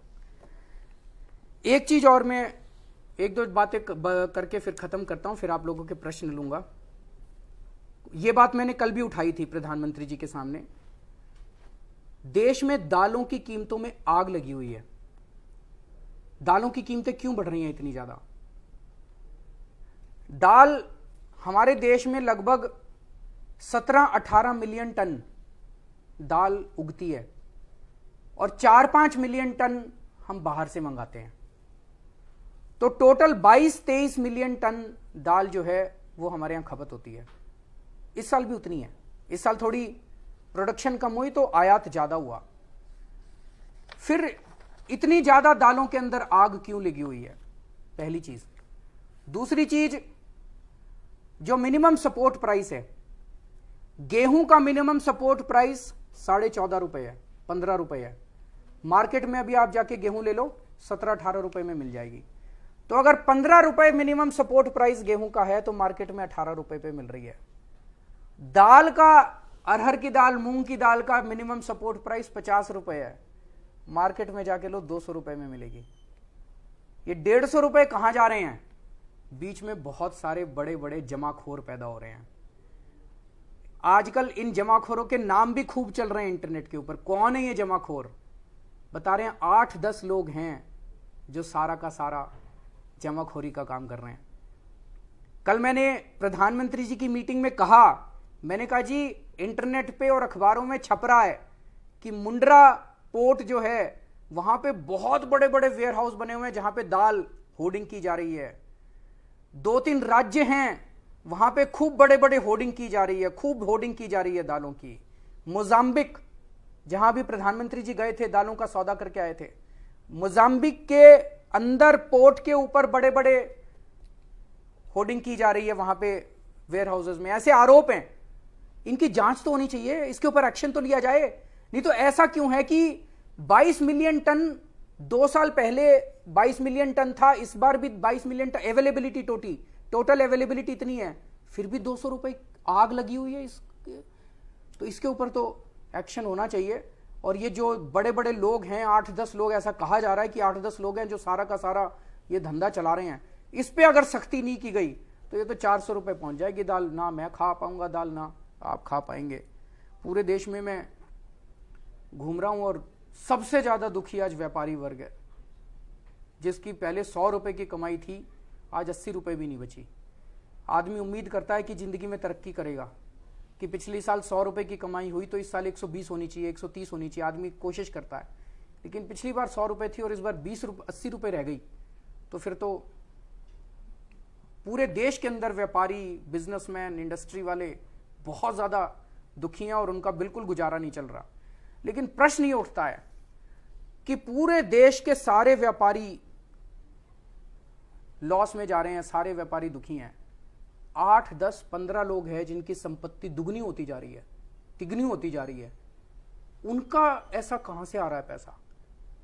तो वो तो हमारी जेब से ही जा रहा है ना। जैसे मान लो एक आदमी है, उसने 30 रुपए में सारी दाल ले ली मार्केट से और अपने गोदाम में भर ली, और अब 250 रुपए में बेच रहा है, 200 रुपए में बेच रहा है, तो मेरी और आपकी जेब से ही तो पैसा जा रहा है उसके पास। तो एक तरफ तो सारे देश के व्यापारी, सारा देश की इकोनॉमी ठप है, लेकिन दूसरी तरफ कुछ चंद लोग हैं जिनके व्यापार दुगने तिगुने, पता नहीं कितने हजारों करोड़ की संपत्ति उनकी बढ़ती जा रही है, तो इसके ऊपर तो ध्यान देना पड़ेगा। अब मैं कोई क्वेश्चन है तो सर क्वेश्चंस हैं और काफ़ी सख्त से भी क्वेश्चंस हैं। हाँ बिल्कुल। जो बातें पब्लिक ने बड़े नंबर्स में जो क्वेश्चन पूछे हैं उनको कोलेट करके मतलब एक क्वेश्चन बनाए हैं। तो पहला क्वेश्चन ये है, और सुनने वालों को बहुत मज़ा आएगा ये सुन के। पहला क्वेश्चन पुलकित से आता है, दिल्ली से। क्वेश्चन ये है, eight one and you say Modi ji is not letting you work, on the other hand you spend crores on advertising telling people what you have achieved in Delhi. How is this possible? एक हाथ पे आप कहते हैं कि मोदी जी आपको काम करने नहीं देते, और उसी वक्त आप बड़े बड़े ऐड डालते हैं, करोड़ों रुपए के ऐड डालते हैं कि आपने दिल्ली में कितना कुछ कर दिखाया है। ये कैसे हो सकता है? इसमें दो पार्ट हैं क्वेश्चन के। एक तो कि ऐड के ऊपर है, ये बड़ा क्वेश्चन उठ रहा है, इसका भी मैं जवाब इसी में दे दूंगा। दूसरा, जो अभी मैंने आपको जितने काम गिनाए ये काम हुए हैं, कोई मैं इमेजिनरी नहीं कह रहा। इनफैक्ट मैं इनवाइट करता हूं आपको सबको कि जो 100 मोहल्ला क्लिनिक बने जाके देख के आइए, पॉली क्लिनिक बने जाके देख के आइए। इन्होंने, मनीष ने 8000 नए क्लासरूम बनवाए, 45 नए स्कूल बनवाए, जाके देख के आइए ये सब। बिजली के दाम कम हुए वो तो आपके बिल में लग के आ ही जाता है, पानी के दाम कम हुए वो तो आ ही जाता है। 263 द्वारका के लोगों से पूछिए कि पानी आया, तो ये काम तो हुए हैं, it's there on the ground. लेकिन जिस तरह की बाधाएं आ रही हैं वो मैं आप लोगों के साथ शेयर करता हूं। अगर ये बाधाएं नहीं आती तो आप सोच सकते हो कि जितना काम मैंने अभी गिनाया उससे दुगना तिगुना काम हो सकता था। हमारी विधानसभा ने 14 बिल पास करके भेजे। उसमें एक बिल था कि अगर कोई, जैसे आप राशन कार्ड बनवाने जाते हो, कानून कहता है राशन कार्ड आपका 15 दिन में बनना चाहिए। हमने कानून पास किया कि अगर 15 दिन में आपका राशन कार्ड नहीं बनेगा तो ऑटोमेटिकली 16वें दिन से पैसे गिनने चालू हो जाएंगे, और जिस दिन आपका राशन कार्ड बनेगा तब तक उतने पैसे आपको कॉम्पेंसेशन के रूप में मिलेंगे, मुआवजे के रूप में, और वो पैसे उस अफसर की तनख्वाह से कटेंगे जिसको बनाना था। वो भी ऑटोमेटिक, सारा ऑटोमेटिक। मतलब कोई बहानेबाजी नहीं चलेगी कि मैं छुट्टी पे था जी कुछ, वो कोई बहानेबाजी नहीं चलेगी। किसी ना किसी अफसर की तनख्वाह से कटेंगे और आपको मुआवजा मिलेगा। अगर ये कानून हम पास कर दें और हर जितनी राशन कार्ड बनाना, लाइसेंस बनाना, ये करना वो करना, सारे कामों की टाइम लिमिट फिक्स कर दें, आप सोचो करप्शन कितना कम हो सकता है। ये कानून हमारी विधानसभा ने पास करके भेजा, आज 8 महीने हो गए। दिल्ली की एक बड़ी प्रॉब्लम है, हम जितने भी कानून पास करते हैं ना, जैसे और दूसरे राज्यों उसमें तो विधानसभा अपना कानून पास कर लेती है, बस खत्म। यहां पे हमारे सारे कानून केंद्र सरकार में जाते हैं अप्रूवल होने के लिए। जब तक केंद्र सरकार नहीं करती तब, तो ये केंद्र सरकार में 8 महीने से ये कानून पेंडिंग पड़ा हुआ है। जन लोकपाल बिल याद है, वो रामलीला मैदान वाला, 8 महीने से भेजा हुआ हमने सेंट्रल गवर्नमेंट को, वो अभी तक पास नहीं हुआ। नो डिटेंशन पॉलिसी वाला बिल जो मैंने अभी बताया कि 8वीं क्लास तक बच्चों को फेल नहीं करते, वो बिल 8 महीने से उनके पास पड़ा हुआ। 14 हमारे बिल हमने भेजे हुए हैं, हमने कानून पास करके, केंद्र सरकार उस पर कुछ नहीं कर रही है। अभी थोड़ा सा कहना जरूरी, जो पूरा कर लेता हूं। ये MTNL की लाइन जो है वो बंद हो गई है, ओवरलोड हो गई है क्वेश्चन से, कॉल से। तो जो SMS की लाइन है उस लाइन पर अब कॉल्स लिए जा रहे हैं। अच्छा, जस्ट इन्फॉर्म करना था। जिस नंबर पे SMS लिए जा रहे थे उस नंबर पे आप कॉल्स लिए जा रहे हैं, क्योंकि बहुत ज़्यादा तादाद में फ़ोन कॉल आने लग गए थे। जो MTNL की लाइन थी वो बंद हो चुकी है, तो कृपया SMS के नंबर पे फ़ोन कीजिएगा। Thank you ji, sorry, please continue. दूसरा, अभी कुछ दिन पहले हमारे दिल्ली सरकार के 11 अफसरों को बिना हमसे पूछे केंद्र सरकार ने दिल्ली के बाहर ट्रांसफर कर दिया, अंडमान भेज दिया, दूसरे राज्यों में भेज दिया। यहां भी ये लोग बोलते हैं भाई हमारी पावर है, केंद्र सरकार की पावर है, कर सकती है। हम मानते हैं आपकी पावर है, लेकिन आपकी पावर का बेजा इस्तेमाल तो मत कीजिए, पूछ तो लीजिए। जैसे हम लोग कोई भी बड़ी पॉलिसी बनाते हैं जनता से पूछ के बनाते हैं। हम जनता को ये थोड़ी कहते हैं मेरी पावर है मैं कर दूंगा, मैं कोई डिक्टेटर हूं क्या, मैं कोई तानाशाह हूं क्या कि मेरी पावर है मैं तो करूंगा। ऐसे थोड़ी डेमोक्रेसी चलती है। डेमोक्रेसी संवाद से चलती है, डेमोक्रेसी बातचीत से चलती है। तो जैसे हम कोई भी पॉलिसी बनाते हैं, हम अखबारों में छापते हैं, हम जनता से पूछते हैं भाई आपको क्या कहना है इसके ऊपर, जनता के विचार आते हैं और उसके बाद हम करते हैं।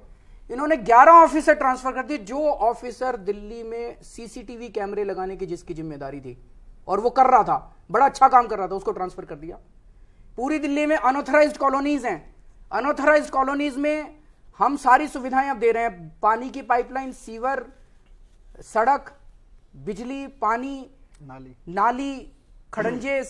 ये जो ऑफिसर अनऑथराइज्ड कॉलोनी का सारा देख रहा था विकास का काम, उसको ट्रांसफर कर दिया। मेरे ऑफिस में, मुख्यमंत्री के ऑफिस में जो ऑफिसर काम कर रही थी, आज तक भारत के इतिहास में कभी नहीं हुआ कि मुख्यमंत्री से बिना पूछे उसके ऑफिसर को ट्रांसफर कर दिया जाए। मेरे ऑफिस में जो ऑफिसर काम कर रही थी उसको ट्रांसफर कर दिया। तो आपका मकसद तो दिल्ली सरकार को ठप करने का है। फिर भी हम काम करेंगे, इतने काम किए मैंने आज गिनाए, अभी भी करेंगे। बाहर से एडवर्टाइजमेंट देके ले आएंगे अफसरों को। उसके बाद ये मैं आज लेके आया हूं, ये पूरी लिस्ट है। दिल्ली सरकार में सेक्रेटरी लेवल पे 39 पोस्ट हैं। सेक्रेटरी लेवल पे 39 में से 20 पोस्ट खाली हैं, 20 पोस्ट। 39 में से 20 पोस्ट खाली पड़ी हैं। इतनी शॉर्टेज है हमारे पास ऑफिसर्स की। उठा उठा के हमारे सरकार के ऑफिसर्स को बाहर ट्रांसफर कर देते हैं, उठा उठा के हमारे ऑफिसर्स को बाहर ट्रांसफर, पैरालाइज करना चाहते हैं। लेकिन मैं भी आपको बता दूं, दिल्ली सरकार चलेगी, बहुत अच्छी चलेगी, खूब जम के चलेगी। हम अब थोड़े दिन में ऐड निकालने वाले हैं, एडवर्टाइजमेंट निकालेंगे, और इस देश के अंदर अच्छे अच्छे लोगों की कमी नहीं है। जनता के बीच में से, जनता के लिए काम कर रहे हैं, जनता के बीच में से अच्छे अच्छे एक्सपर्ट्स को हायर करेंगे। एंटी करप्शन ब्रांच, आपको याद है जब हमारी 49 दिन की सरकार आई थी, पूरे दिल्ली के अंदर बंद हो गया था एकदम करप्शन। सारे लोग कहते थे बिल्कुल खत्म हो गया था करप्शन, और उसके बाद जैसे हमारी सरकार गिरी फिर से करप्शन चालू हो गया। क्यों? हमारी जो एंटी करप्शन ब्रांच थी, इन्होंने जम के बिल्कुल युद्ध स्तर के ऊपर भ्रष्टाचारियों को पकड़ पकड़ के जेल में डालना चालू कर दिया था। अब जैसे ही हमारी सरकार गई फिर से भ्रष्टाचार चालू हो गया। फिर जब दोबारा हमारी सरकार आई, 4 महीने तक फिर वही माहौल हो गया था, बिल्कुल करप्शन बंद हो गया था। लेकिन 8 जून को पिछले साल केंद्र सरकार ने पैरामिलिट्री फोर्सेस भेज के दिल्ली की एंटी करप्शन ब्रांच पे कब्जा कर लिया। यह भी इतना असंवैधानिक काम आज तक कभी नहीं हुआ कि केंद्र सरकार ने पैरामिलिट्री फोर्स भेज के किसी राज्य सरकार के किसी डिपार्टमेंट के ऊपर कब्जा किया हो। आज तक कभी नहीं हुआ। अभी भी वो उनके कब्जे में एंटी करप्शन। आज दिल्ली के अंदर अगर कोई मेरे सामने रिश्वत ले रहा हो ना, तो मैं कुछ नहीं कर सकता। मेरे पास एक भी ब्रांच नहीं बची जिसको मैं कहूं कि भाई इसको पकड़ के ले आओ। हमने अब ये एंटी करप्शन ब्रांच है, ये हमने इनको कई केसेस भेजे अभी तक। ये रीड डेटा, 32 केस इनको भेजे हैं हमने एंटी करप्शन ब्रांच को। पिछले 1 साल में एक भी एक्शन नहीं लिया, जो कि सबूत के साथ दिल्ली सरकार ने भेजे हैं। 150 कंप्लेंट्स गई हैं इनके पास नागरिकों की कि भाई मेरे से पैसे मांग रहे हैं, एक भी एक्शन नहीं लिया इन्होंने। तो एंटी करप्शन ब्रांच को पूरी तरह से ठप कर दिया। एंटी करप्शन ब्रांच का भी एक ही काम है, मनीष को पकड़ना, कपिल मिश्रा को पकड़ना, हमारे खिलाफ केस करना, बयान करना, मुख्यमंत्री को मेरे खिलाफ इन्होंने बता रहे हैं एफआईआर कर दी है। तो अब इनका एक ही काम है, केवल हम लोगों को तंग करना, एंटी करप्शन ब्रांच का। उसके बाद मैं आपको कुछ फाइलें बताता हूं जो रोक रखी है इन्होंने। मिड डे मील में आप सबको पता है कि चोरी होती है स्कूलों के अंदर। मिड डे मील का बहुत बुरा हाल है। मैं पिछली बार जब कर्नाटका बेंगलोर गया था, कर्नाटका के अंदर बेंगलोर में बहुत अच्छा काम चल रहा है मिड डे मील का। वहां पे अक्षय पात्रा, इस्कॉन टेम्पल वाले हैं ना, उनकी एक एनजीओ है अक्षय पात्रा, वो बहुत अच्छा काम कर रही है। उनकी फर्स्ट क्लास किचन है, उनका फर्स्ट क्लास खाना बनता है, गर्म खाना जाता है। और मैं पूरी उनकी किचन देख के आया, मैं उनका सारा खाना देख के आया। और 8 राज्यों के अंदर वो काम कर रहे हैं। गुजरात में कर रहे हैं, गुजरात में कर रहे हैं। कल गुजरात की मुख्यमंत्री बता रही थी। गुजरात में कर रहे हैं, राजस्थान में, राजस्थान का तो छत्तीसगढ़ में कर रहे हैं, कर्नाटका में कर रहे हैं। और हर जगह उनको नॉमिनेशन बेसिस पे दिया गया। कोई वो एनजीओ है, वो टेंडर में अप्लाई नहीं करते। वो कहते हैं हम टेंडर में अप्लाई नहीं करते क्योंकि हम प्रॉफिट के लिए काम नहीं करते, और वो एक्चुअली डोनेशन लेके आते हैं। हमने आने के बाद फाइल चलाई, कैबिनेट ने प्रस्ताव पारित किया, भाई हम दिल्ली के अंदर भी सारे स्कूलों में मिड डे मील इन्हीं से दिलवाएंगे। एलजी साहब ने हमारा प्रपोजल कैंसिल कर दिया कि नहीं, हम इनको नहीं देंगे। अब मनीष ने 8000 क्लासरूम बना दिए 45 नए स्कूल बना दिए। अब इसको टीचर तो चाहिए, 20,000 टीचर चाहिए। अब 15,000 गेस्ट टीचर काम कर रहे हैं। हमने कहा था हम इन गेस्ट टीचरों को पक्का करेंगे। हमने इन गेस्ट टीचरों को पक्का करने के लिए फाइल चलाई, एलजी साहब ने वो फाइल रिजेक्ट कर दी। अब बताओ, मेरे 8,000 क्लासरूम बनके तैयार हो गए, 45 नए स्कूल बनके तैयार हो गए, टीचरों को भर्ती की फाइल उन्होंने मना कर दी। मैं टीचर कहां से लाऊं? तो ये स्कूल कैसे चलेंगे आप बताइए? 10 अस्पताल नए बनाने के लिए 1 साल से फाइल भेजी हुई है कि हमें जमीन चाहिए, डीडीए को जमीन देनी है, पैसा देने के लिए तैयार है दिल्ली सरकार। अपने अस्पताल बनाने के लिए हम पैसा दे रहे हैं, पैसा देने के लिए तैयार नहीं है, तैयार है हम लोग, जमीन नहीं दे रहे 10 अस्पतालों के लिए। हमने महिलाओं की सुरक्षा के लिए कमीशन ऑफ इंक्वायरी बनाया, उसको इन्होंने खारिज कर दिया। तो अब अगर ये सब हो रहा है, मेरा ये कहना है कि अगर ये इन चीजों में हमारा साथ देते, ये इस तरह से भारत पाकिस्तान वाली स्थिति ना पैदा करते, तो मुझे लगता है कि विकास जो अभी चल रहा है दिल्ली के अंदर उससे भी 4 गुना काम हो सकता था। और मैंने बहुत कोशिश की। मैं पिछले साल प्रधानमंत्री जी से मिलके आया, मैंने हाथ जोड़ के उनसे प्रार्थना की। मैंने कहा सर, अगर मेरे से कोई गलती हुई है तो मेरे को माफ कर दो। मैं आपसे पैसे लेने नहीं आया, पैसे नहीं चाहिए मेरे को। दिल्ली सरकार में सफिशिएंट बजट है, हमें आपसे और कुछ नहीं चाहिए, केवल ये रोज रोज की खिचखिच बंद करा दीजिए। और जितने आपके काम हैं, आप कहते हो स्वच्छ भारत, मैंने कहा 2 साल दे दो, मैं दिल्ली को लंदन जैसा साफ करके दिखा दूंगा। आप कहते हो स्किल इंडिया, मैंने कहा आप हमें काम करने दो, मैं दिल्ली में सबसे बढ़िया स्किल इंडिया आपको करके दिखाऊंगा और सारा तारीफ मैं आपकी करूंगा कि आपने हमें मदद की। लेकिन वो नहीं माने। तो ये सिचुएशन है, काम हो रहे हैं दिल्ली में, इन सारी प्रॉब्लम्स के बावजूद हो रहे हैं और इन सारी प्रॉब्लम्स के बावजूद होते रहेंगे। MTNL line is up and working now. MTNL line फिर से शुरू हो गई है। जिन्हें फ़ोन करना है बिल्कुल बेशक उस लाइन पे फ़ोन कर सकते हैं। इस क्वेश्चन से रिलेटेड 2 क्वेश्चन हैं, आगे थे शेड्यूल में लेकिन मैंने ऊपर कर लेता हूँ। एक तो ये कि एडवर्टाइजिंग की जो बात की आपने, तो उसका बजट को लेकर, हाँ, पंकज मुंबई से पूछते हैं कि आप गवर्नमेंट ने 526 करोड़ एडवर्टाइजिंग पे खर्चे किए, तो एडवर्टाइजिंग का पैसा आप दिल्ली के एड्स दूसरे राज्यों में क्यों दिखा रहे हैं? इसका मतलब पहली चीज तो ये कि ये गलत फहमी फैलाई जा रही है। 526 करोड़ नहीं, 75 करोड़ खर्च किए। आरएसएस जो है ना, वो बड़ी अफवाहें फैलाने में, मुझे नहीं लगता पूरी दुनिया के अंदर उनका कोई सानी है। वो एक अफवाह शुरू करते हैं और फैलाते जाते हैं, बार बार बोलते हैं, और वो थोड़े दिन के अंदर वो सिंक कर जाती है। 526 करोड़ नहीं है, 75 करोड़ रुपए खर्च किए हमने पिछले साल एडवर्टाइजिंग के ऊपर, पूरी सारी दिल्ली सरकार मिला के। पहले क्या होता था कि दिल्ली सरकार का हर डिपार्टमेंट अलग अलग देता था और पता भी नहीं चलता था, उसके अंदर खूब घपला होता था। अब हमने उसको सारे को सेंट्रलाइज कर दिया, तो सारी दिल्ली सरकार के सारे डिपार्टमेंट्स को मिला के 75 करोड़ रुपए टोटल खर्च किए हैं, जो कि ज्यादा नहीं है। दूसरी चीज, दिल्ली के बाहर ऐड क्यों दे रहे हैं? उसके 2-3 कारण हैं। पहली चीज कि दिल्ली देश की राजधानी है। दिल्ली के अंदर केरला के लोग भी रहते हैं, दिल्ली के अंदर तमिलनाडु के लोग भी रहते हैं, दिल्ली के अंदर बंगाली भी रहते हैं, दिल्ली के अंदर मलयालम भी रहते हैं, पंजाबी भी रहते हैं, दिल्ली के अंदर हर राज्य के लोग रहते हैं। तो दिल्ली के पूरे देश के लोग जानना चाहते हैं कि दिल्ली के अंदर क्या चल रहा है। अरे हमें तो छोड़ो, दिल्ली में एक छोटी सी घटना हो जाती है, सारे टीवी चैनल वाले, मध्य प्रदेश में कुछ हो जाए तो नहीं दिखाते, दिल्ली में कुछ हो जाए तो सारे टीवी चैनल वाले दिखाते हैं। क्यों? दिल्ली में क्या हो रहा है इसकी इंटरेस्ट पूरे देश के लोगों को है, नंबर 1। नंबर 2, दिल्ली में अच्छा काम चल रहा है, यह पूरे देश को बताना जरूरी है ताकि पूरे देश से इन्वेस्टमेंट और बिजनेस दिल्ली के अंदर आए। इसका एक छोटा सा उदाहरण मैं देता हूं। हमने पिछले साल इवेंट इंडस्ट्री, जब हमारी सरकार बनी तो इंटरनेशनल, दिल्ली देश की राजधानी है, सारे इंटरनेशनल इवेंट्स पहले दिल्ली के अंदर हुआ करते थे। इवेंट इंडस्ट्री के लोग मेरे से मिलने के लिए आए, उन्होंने कहा जी 10 साल से इवेंट इंडस्ट्री पूरी दिल्ली छोड़ के जा चुकी है। मैंने कहा क्यों, क्या हुआ?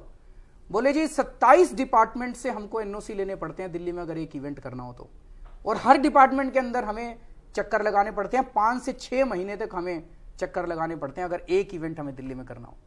तो मैंने सारे 27 डिपार्टमेंट्स को बुलाया, हेड्स को बुलाया, इनको सामने सामने बिठाया और हमने कई सारे एनओसी कैंसिल कर दिए और जितने बचे वो सारे ऑनलाइन कर दिए।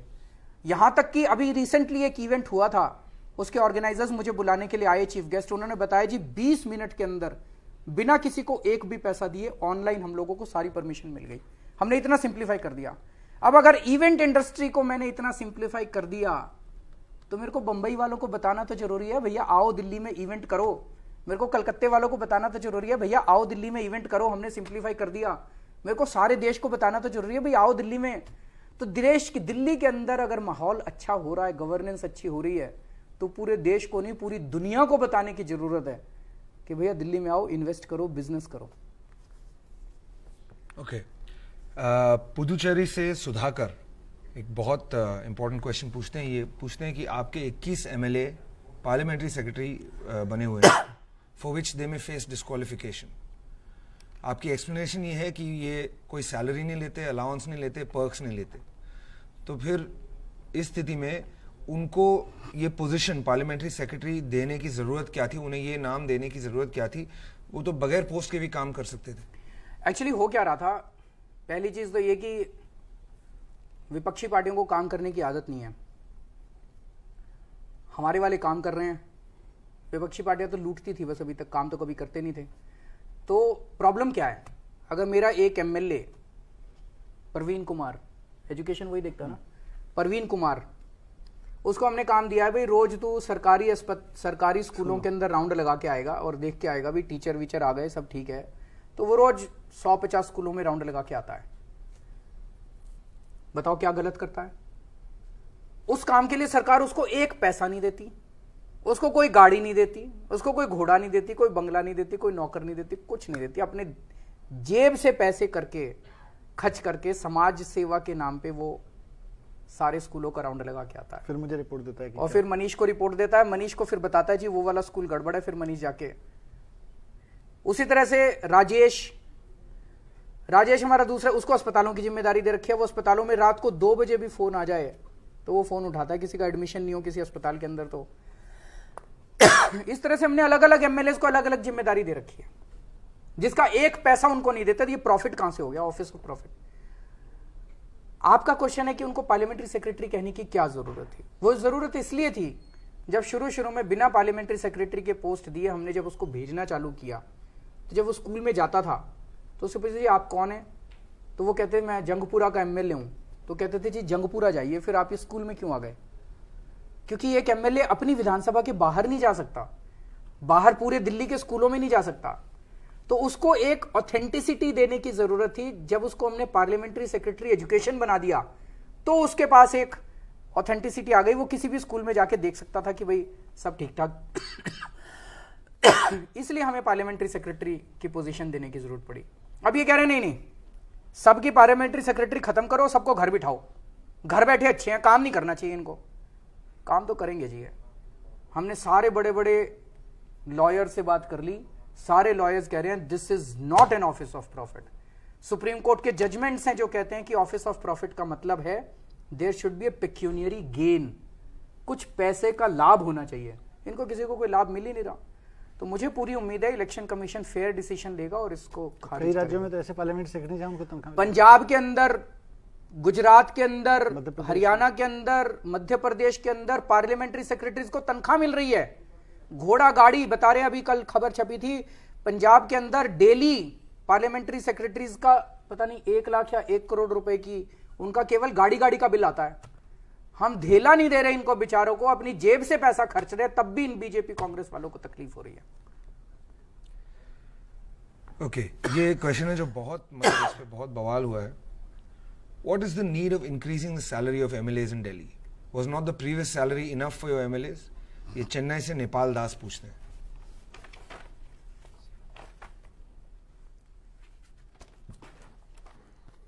There's a caller on the phone, so we'll take this question after the call. Okay. Okay, let's put the call through.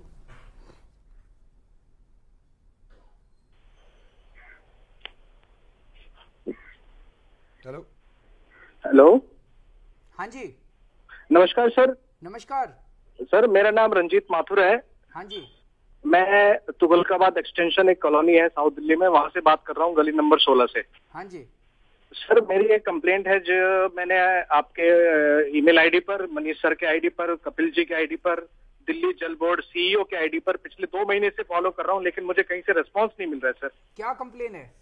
Sir complaint ये है कि 2-2.25 महीने पहले हमारी गली नंबर 16 में सीवर पाइपलाइन बदलने का काम शुरू हुआ था। हाँ जब ये काम शुरू हुआ था तो जिस ठेकेदार को ये ठेका दिया गया वो शुरू में 2-3 आदमी भेजता था, सिर्फ 2-3 सिर्फ दो वर्कर आते काम करने। ओके मैनुअली खुदाई भी होनी है, पूरी गली की पाइपलाइन भी बदलनी है, और इन सबको पता था कि रेनी सीजन आने वाला है और स्कूल भी खुलने वाले हैं। हाँ जी मैंने बड़ा स्पेसिफिक मेल में लिखा था कि सर बड़ी दिक्कत होने वाली है। तो शलभ जी जो हमारे सीनियर सुपरिटेंडेंट इंजीनियर हैं जल बोर्ड साउथ के, हाँ जी उनको भी सबको पता है मेरी कंप्लेंट का, लेकिन सर किसी ने कुछ नहीं किया। अब हुआ ये है कि 2.25 महीने में उन लोगों ने सिर्फ पाइपलाइन डाली है।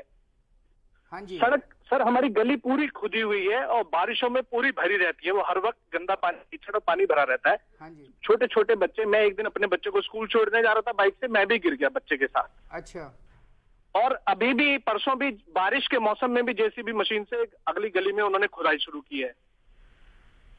तो और सर अभी किसी को पता नहीं है कि गली बनेगी कब और ठीक कब होगी।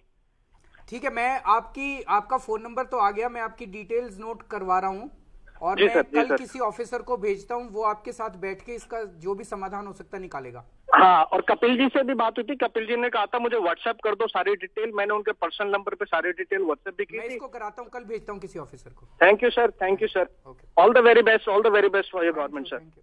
Thank you sir. Okay, so back to the question. So MLA की सैलरी के बारे में पूछ रहे थे। जी, पहली चीज तो मैं बता दूं कि पहली बार ऐसा हो रहा है कि एक ऐसी सरकार है जो करप्शन पे जीरो टॉलरेंस अडॉप्ट कर रही है। हमारा एक एक एमएलए के ऊपर हमारी नजर है, किसी भी हालत में कोई करप्शन नहीं कर सकता, उसके ऊपर मैं भी नजर रखता हूं। अभी तक क्या होता था कि चुनाव जीतने के बाद यह था कि एक धारणा थी सब लोग करप्ट नहीं होते, कुछ लोग ईमानदार होते हैं, कुछ लोग करप्ट होते हैं, लेकिन बिना तनख्वाह के काम चलता था लोगों का। जैसे दिल्ली में हमारे म्युनिसिपल कॉर्पोरेशन है, वहां तनख्वाह नहीं मिलती, बिना तनख्वाह के चलता है। वहां पे 200 रुपए पर सीटिंग के मिलते हैं, 200 या 250 रुपए ऐसे कुछ मिलते हैं पर सीटिंग के, पर उनकी बड़ी बड़ी गाड़ियां हैं, बड़े बड़े बंगले हैं, तो वो कहां से आते हैं? अब वो सिस्टम हम नहीं करना चाहते कि भाई खुला छोड़ दो एमएलए को, वो जो जहां से मर्जी कमाए, तनख्वाह नहीं देंगे। दिखाने के लिए आपको ये है कि तनख्वाह नहीं लेते जी हमने ये सिस्टम उल्टा किया है। हमने कहा हम तनख्वाह देंगे सबको, इतनी तनख्वाह देंगे कि उसका ऑफिस चल जाए, उसका घर चल जाए, और कह के देंगे। फिर अगर वो करप्शन करेगा फिर उसको छोड़ेंगे नहीं, उसको पकड़ के जेल में डाल देंगे। तो पहले जब हमारी सरकार बनी, एक एमएलए की तनख्वाह 12,000 रुपए थी। 12,000 रुपए में तो घर नहीं चलता, ऑफिस भी नहीं चलता। दिल्ली में तो इम्पॉसिबल है। हाँ, 12,000 रुपए एक एमएलए की तनख्वाह थी। ये तो आप मानोगे कि 12,000 रुपए में कुछ नहीं हो सकता। इसको बढ़ा के हमने 50,000 रुपए किया है। 50,000 रुपए तो ज्यादा नहीं है, तो वो कह रहे हो 400% इंक्रीज। हाँ है, 400% ही है, 12 चौक 48, 400% इंक्रीज, 400% इंक्रीज। वो कई टीवी चैनल वाले 400%। मैंने उन चैनल वालों से पूछा, मैंने कहा आपकी तनख्वाह कितनी है? नहीं हमारी तनख्वाह क्यों पूछते हो? उनको मिलती है 4 करोड़ रुपए चैनल वालों को, और हमारा एमएलए 50,000 रुपए ले ले तो उनको तकलीफ है। तो 50,000 रुपए तनख्वाह है, उसके अलावा उसको टेलीफोन के, कन्वेंस के जो भी उसको खर्चे हैं, कंस्टिट्यूएंसी के वो खर्चे मिलते हैं उसको।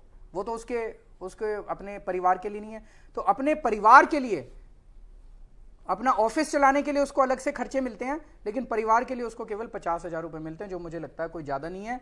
और हम कह के दे रहे हैं, सबके सामने दे रहे हैं, खुले में दे रहे हैं, ट्रांसपेरेंट तरीके से दे रहे हैं। अगर ये नहीं दोगे तो फिर वो आप उनको corruption, you are opening the scope for corruption and opportunities for corruption. You will actually start forcing them to, आप उनको बाध्य करोगे गलत काम करने के लिए। हमें उनको जितना पैसा उनको चाहिए वो देना चाहिए। 50,000 रुपए महीना कोई ज्यादा नहीं है, और उसके अलावा अगर वो करप्शन करता है then we will not tolerate that. We have a caller coming in. हाँ Put जी, him through. हाँ जी, Sir, very good morning. This is Pradeep calling from Hyderabad. Yes.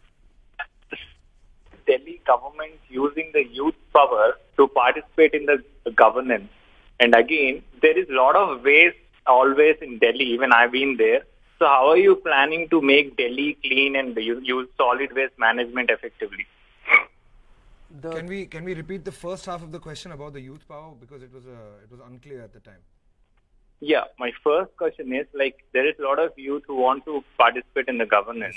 Like, how are you planning to use that youth power to help the Delhi government in whatever they're trying to do?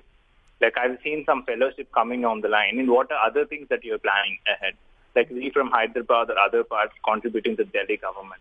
तो दो question हैं इनके. एक तो ये कि youth power को कैसे हार्नेस करेंगे, दूसरी बात ये कि दिल्ली के वेस्ट मैनेजमेंट का क्या करेंगे. Am I right, Pradeep? Yes sir, yes sir. पहली चीज तो ये कि आम आदमी पार्टी युवाओं की पार्टी है और हम सब लोग, मोस्टली लोग, अगर दो चार को छोड़ दें, हम सब लोग वो लोग हैं, आम आदमी हैं. मेरे पिताजी, मेरी माँ, मेरे चाचे, मेरे ताऊ, मेरे मामे, दादे, कोई पॉलिटिक्स में नहीं था और ना मनीष का कोई पॉलिटिक्स में था. और जितने भी हमारे एमएलएज हैं, दो चार को छोड़ के किसी का कोई पॉलिटिक्स में नहीं था. And most of them are young people. So this is a party of the youth. और मैं देश के युवाओं को आह्वान करना चाहता हूं कि आप राजनीति में आइए, बिकॉज यही तरीका है देश को बदलने का. राजनीति अच्छी होगी तो आप देख रहे हो कि एक साल में कितने काम हो गए, और अगर राजनीति खराब होगी तो इन्हीं लोगों के सामने गिड़गिड़ाते रहो, इन्हीं लोगों के सामने घिसते रहो, ये लोग कुछ नहीं करने वाले. तो पहली चीज तो राजनीति में आप लोग लार्ज स्केल पे पार्टिसिपेट कीजिए, यूथ पार्टिसिपेट कीजिए. इसमें सरकार में हम लोगों ने अभी chief ministers urban fellowship programme शुरू किया है and very pleasantly more than 9,000 people have applied for that. और उसमें कुछ लोगों को तो अर्बन फेलो और बाकी बहुत सारे लोगों को हम कई तरह की इस तरीके से हम लोग इस्तेमाल करेंगे उनको अलग अलग तरीके से गवर्नेंस के अंदर. दूसरा, आपका जो सॉलिड वेस्ट मैनेजमेंट का क्वेश्चन है वो बहुत इंपॉर्टेंट है. Delhi is the capital city and it's a matter of shame कि जिस तरह से चारों तरफ गंदगी दिल्ली के अंदर है. बहुत बुरा हाल है, बहुत गंदगी है. And it's not a rocket science to clean up the city. आप किसी भी वेस्टर्न सिटी में चले जाइए और कितनी साफ सुथरे शहर मिलते हैं आपको. तो वो सब चीजें हम भी कर सकते हैं. वो सारे लोगों को जो भी सफाई करने की टेक्नोलॉजी है, जो भी सॉलिड वेस्ट मैनेजमेंट की तो ढेरों टेक्नोलॉजीज अवेलेबल, वो सब हम भी ला सकते हैं. The only again the issue is political, because Delhi की सफाई दिल्ली सरकार के पास नहीं है. दिल्ली की सफाई म्युनिसिपल कॉर्पोरेशन ऑफ दिल्ली के पास है, एमसीडी के पास है. और इस वक्त एमसीडी के अंदर बीजेपी है. It is there responsibility and they have made a complete mess of Delhi's cleanliness. मुझे उम्मीद है कि आने वाले टाइम में वहां भी लोग आम आदमी पार्टी को लेके आएंगे. आज दिल्ली में आप देखते हो, कई लोग मेरे दोस्त पूछ रहे हैं, बारिश आ रही है दिल्ली में, कई जगह वाटर लॉगिंग हो रही है. क्यों हो रही है? दिल्ली की आधी नालियां दिल्ली सरकार के पास है और आधी नालियां एमसीडी के पास है. अब अगर हमने दिल्ली की अपनी नालियां साफ कर दी, अब वो पानी निकल के बीजेपी वाली नालियों में जाता है, वहां पे सफाई है नहीं, तो वो सारा पानी सड़क पे आ रहा है. तो अब मुझे उम्मीद है अगली साल जब चुनाव होंगे तो लोग आम आदमी पार्टी को लेके आएंगे और फिर सारी नालियां जब हमारे पास होंगी, सॉलिड वेस्ट मैनेजमेंट भी हमारे पास होगा. तो जैसे आज मैंने 4 चीजें आपके सामने रखी. एजुकेशन में रेवोल्यूशनरी काम हुआ, हेल्थ में रेवोल्यूशनरी काम हुआ, बिजली में रेवोल्यूशनरी काम हुआ, पानी में रेवोल्यूशनरी काम हुआ, क्योंकि वो हमारे पास थे. अगली साल जब सफाई की व्यवस्था हमारे पास आएगी, मैं आपको बता रहा हूं, 1.5 साल तो लगेगा, बिकॉज इतना मेस जो उन्होंने किया it will not happen in 1.5 साल के अंदर दिल्ली को साफ कर लेंगे हम सब लोग मिलके. We will clean up Delhi. Sir, इसी बात पे शायद एक और कॉलर है. Can you put him through please? हाँ जी सर. Hello hello hello. हाँ सर. जी बोलिए sir. Sir good morning sir. Hello. Yes yes please. Sir नमस्कार सर. मेरा आपको सर और सिसोदिया साहब और सर म्यूजिक डायरेक्टर जो सर आपके साथ बैठे, आपको सबको नमस्कार सर. सर मेरा नाम संजीव, मैं केरला से बोल रहा हूँ सर. हाँ बताइए बताइए. हेलो.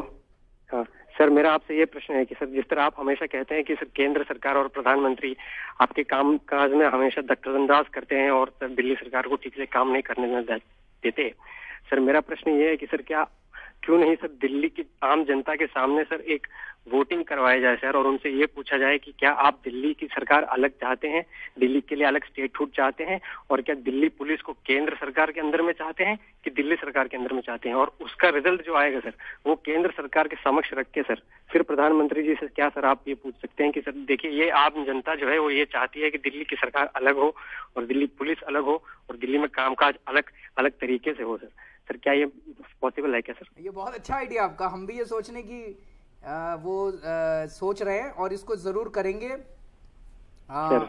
कुछ लोग इसको रेफरेंडम कहते हैं, पर रेफरेंडम नहीं, इसको आप एक तरह से ओपिनियन पोल मानिए। रेफरेंडम हमारे संविधान में दिया नहीं हुआ, तो एक तरह से दिल्ली के सारे लोगों की राय ली जा सकती है। दिल्ली के लोगों को कहा जा सकता है कि आप वोट कीजिए कि क्या आप दिल्ली में दिल्ली पुलिस, जमीन, डीडीए, क्या आप चाहते हैं कि ये चुनी हुई सरकार के अंडर में आना चाहिए। इसके ऊपर एक वोटिंग होनी चाहिए और ये हम जरूर कराएंगे, आने वाले दिनों के अंदर हम जरूर कराएंगे। बहुत अच्छा आइडिया आपका सर। साथ ही साथ अभी मौका मिला सर आपको एक मैं सर चीज कहना चाहूंगा सर कि मैं आपके इंडिया अगेंस्ट करप्शन मूवमेंट के टाइम से एक फॉलोअर हूँ सर, और उन आदमियों में से हूँ सर जो ना किसी पॉलिटिकल पार्टी में विश्वास करके अच्छे काम पर विश्वास करते हैं sir. Thank you so much. तो सर हम चाहते हैं कि सर आपकी सरकार और भी जगह पे बने और आम आदमी को फायदा हो सर। थैंक यू, धन्यवाद sir. Okay, moving on to the next question जो बहुत लोगों ने पूछा है कि ये यतिन ओझा की चिट्ठी के बारे में क्या मीडिया लिख रही है, मतलब ये है, हो क्या रहा है ये बड़ा इंटरेस्टिंग है। एक सीनियर एडवोकेट हैं गुजरात के श्री यतिन ओझा, कहा जाता है कि वो अमित शाह जी के बहुत नजदीकी माने जाते हैं। अमित शाह जी के कई केसेस उन्होंने किए हैं और कई सालों से वो अमित शाह जी के एक तरह से राइट हैंड मैन माने जाते हैं। उन्होंने मुझे कुछ दिन पहले एक चिट्ठी लिखी। ये वो चिट्ठी है। इस चिट्ठी में उन्होंने मुझे लिखा है, I would like to draw your attention about the meeting that took place between Shri Amit Shah and Shri Akbaruddin Owaisi at Shri Amit Shah's residence at 3 AM on the morning of 15 September 2015 कि 15 सितंबर 2015 की रात को 3 बजे अमित शाह जी के घर पे अमित शाह जी और अकबरुद्दीन ओवैसी के बीच में मीटिंग हुई। I was present in the said meeting. Ojha ji कह रहे हैं कि वो मौजूद थे मीटिंग में। A detailed discussion took place and it was agreed that Shri Owaisi shall field his candidates in Bihar, particularly in the Muslim belt that was to go to polls on 5th of November कि बिहार में जो चुनाव होने वाले थे, अमित शाह जी ने ओवैसी साहब को कहा कि सारे मुस्लिम सीट्स के ऊपर आप अपने कैंडिडेट्स खड़े कीजिए। It was also decided that Shri Owaisi will vomit poisonous communal speech, the script of which shall be written by Shri Amit Shah, which may have potentiality to result in communal divide in the society. It was decided in the meeting that BJP and Shri Owaisi would stand as strong opponents of each other before the people, but Shri Owaisi would only speak on dotted lines as decided by BJP. Shri Owaisi will take strong communal line and his speech would create an atmosphere of hatred resulting in communal tension.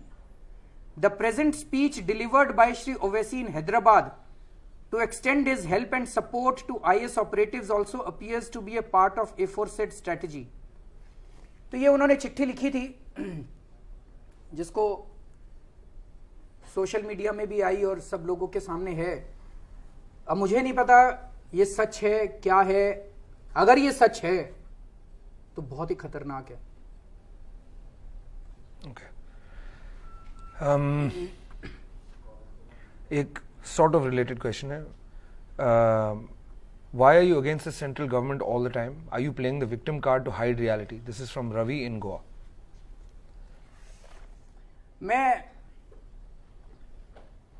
आपके सामने मैंने अभी आपके सामने वो सारे details रखे कि 14 बिल हमारे इन्होंने रख लिए, 11 ऑफिसर्स इन्होंने ट्रांसफर कर दिए। तो ये सारी चीजें हैं, these are facts. We are not playing victim card and we are not victims. Delhi has become a victim of very narrow politics of the central government. केंद्र सरकार की जो जिस तरह की नीतियां चल रही हैं, केंद्र सरकार जिस तरह से एक तरह से बदला ले रही है, तो उससे दिल्ली के लोग सफर कर रहे हैं। और मैं बार बार हाथ जोड़ के विनती कर चुका हूं केंद्र सरकार को कि ऐसा मत कीजिए, दिल्ली के लोगों को इस तरह से परेशान मत कीजिए। We're taking a caller now. Put the caller through, please. Hello. Yes. हाँ जी सर, मैं चंडीगढ़ से बोल रही हूँ, पूजा सोपती। कहाँ से? चंडीगढ़ से। चंडीगढ़ से। सर पहले तो आपको नमस्कार। नमस्कार। सर हम बहुत खुश हैं कि आपका दिल्ली में काम बहुत अच्छा चल रहा है। हाँ जी। तो हम विश करेंगे कि आप पंजाब में भी ऐसे ही आए और अच्छा काम करें। Thank you. सर मैं ये पूछना चाहती हूँ कि जैसे आपकी दिल्ली में पॉलिसी है एजुकेशन के लिए, कि जब आपकी पंजाब में सरकार आएगी तो हमारे लिए कुछ चंडीगढ़ में ऐसी पॉलिसीज बनेंगी, क्योंकि हम बहुत यहाँ पे दुखी हो चुके हैं ये एजुकेशन से ना। मैं आपसे सहमत हूँ, और जो मैंने अभी अपने इसमें भी कहा था कि जो जो चीजें दिल्ली में हम लोग कर रहे हैं, सरकारी स्कूलों को ठीक कर रहे हैं, कॉलेजेस को ठीक कर रहे हैं, प्राइवेट स्कूलों को ठीक कर रहे हैं, अगर दिल्ली में हम कर सकते हैं तो बाकी राज्यों में क्यों नहीं हो सकता? जरूर हो सकता है। तो ये सारी चीजें पंजाब में भी करेंगे और आप सब लोगों को साथ लेके करेंगे, क्योंकि हम अकेले नहीं कर सकते, जनता को साथ लेके करते हैं हम लोग। तो बिल्कुल सर, हम आपके साथ हैं। हमको आपको सबको साथ लेके करेंगे, जरूर होएगा पंजाब के अंदर। सर आपके हाँ जी, एमसी के इलेक्शन चंडीगढ़ में कब है? हाँ जी, चंडीगढ़ में जब भी एमसी के इलेक्शन होंगे तो हम चाहेंगे कि आप आए यहाँ पे। अच्छा, म्युनिसिपल कॉर्पोरेशन के। हाँ जी, हाँ जी। ठीक है, ठीक है, ताकि हमें भी थोड़ी फैसिलिटीज मिल सके और हम भी आपके साथ चल सके। ठीक है, थैंक यू। और best of luck for Punjab sir. Thank you so much. Okay, thank you. एक क्वेश्चन है यहाँ पे, थोड़ा सा कॉम्प्लिकेटेड क्वेश्चन, मैं भी समझने की कोशिश कर रहा हूँ। From Brijesh in Ahmedabad. Dear sir, in Gujarat there is no freedom to raise question and talk with government. I hope you also felt some restriction during your visit. It's all about fake advertisement or development of Gujarat, and no one, corporator or MLA, can take responsibility to manage their area. Can you share your idea how to teach them lesson and hold them within public? I think he means hold them responsible to public who elected them as leader. I believe you are managing Delhi in best way and salute for the same. Also, will you fight elections in Gujarat? Brijesh from Ahmedabad. मैं अभी गुजरात गया था। Actually ऐसा हुआ कि दिल्ली के अंदर जो हम व्यापारियों के लिए बहुत अच्छा काम कर रहे हैं, व्यापारियों के लिए हमने वैट के रेट कम कर दिए, वैट के अंदर काफ़ी सहूलियतें कर दी, तो वो बात सूरत के ट्रेडर्स को पता चली। तो सूरत के कई सारे व्यापारी मुझे बुलाने के लिए आए थे।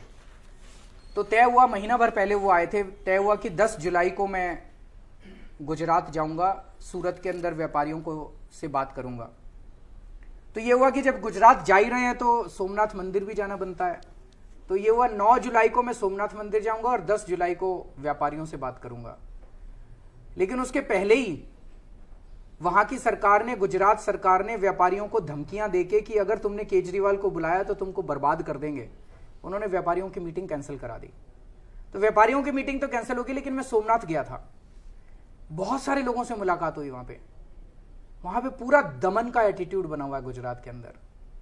मुझे उन्होंने बताया कि जब पाटीदार समाज का आंदोलन हुआ था तो लोगों के घरों में घुस घुस के पुलिस ने महिलाओं की पिटाई की, बच्चों की पिटाई की, करीब लगभग 2000 लोगों के ऊपर फर्जी केसेस दायर कर दिए गए हैं। थोड़े दिन पहले यहां दिल्ली में जंतर मंतर पे गुजरात के टीचर्स धरने पे बैठे थे, वो लोग मेरे से मिलने के लिए आए। उन्होंने, टीचर्स ने बताया कि कई सारे टीचर्स के ऊपर देशद्रोह के मुकदमे डाले हुए हैं। तो पूरे गुजरात के अंदर एक पूरा दमन का माहौल है। जैसे दिल्ली के अंदर हमारे एमएलएस के ऊपर हर झूठा सच्चा मुकदमा, रोज एक मुकदमा डाल देते हैं, लोगों के ऊपर रोज एक मुकदमा दिल्ली पुलिस डाल देती है, उसी तरह से गुजरात के अंदर एक पूरा दमन का माहौल इन्होंने बनाया हुआ है। और गुजरात के लोग इस बार मन बना चुके हैं कि उनको आने वाले चुनाव में मजा चखाना है। जहां तक चुनाव लड़ने का सवाल है, आम आदमी पार्टी चुनाव नहीं लड़ती, लोग चुनाव लड़ते हैं। दिल्ली के अंदर हम चुनाव नहीं लड़े थे, हमारे पास तो पैसा नहीं है, हमारे पास तो आदमी नहीं है।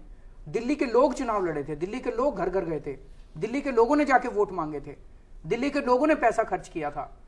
गुजरात के लोग अगर चुनाव लड़ने के लिए तैयार हैं तो जरूर चुनाव लड़ेंगे। तो अभी 2-3 महीने बाद वहां पे एक बड़ी सभा होगी, वहां पे लोगों से पूछेंगे, अगर लोग चुनाव लड़ेंगे तो हम साथ हैं उनके। एक और फोन कॉल है सर दिल्ली से, put them through please. Hello. हाँ जी। हाँ जी, नमस्कार सर। हाँ जी। सर मैं इंदु भास्कर बोल रही हूँ, दिल्ली कड़पड़गंज से।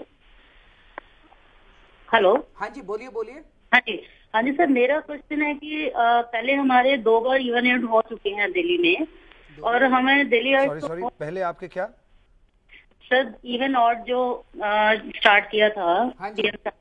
वो बहुत सक्सेसफुल रहा फर्स्ट टाइम, सेकंड टाइम थोड़ा सा कम हुआ। हाँ जी। अब हम ये जानना चाह रहे हैं कि अब दोबारा से सर कुछ स्टार्ट करेंगे या इससे रिलेटेड कुछ और प्रॉब्लम का सोल्यूशन निकालेंगे दिल्ली के लिए। हमें बहुत होप थी कि डैम जैसा मेजर प्रॉब्लम दिल्ली फेस करते हैं डेली, तो उससे छुटकारा मिलेगा।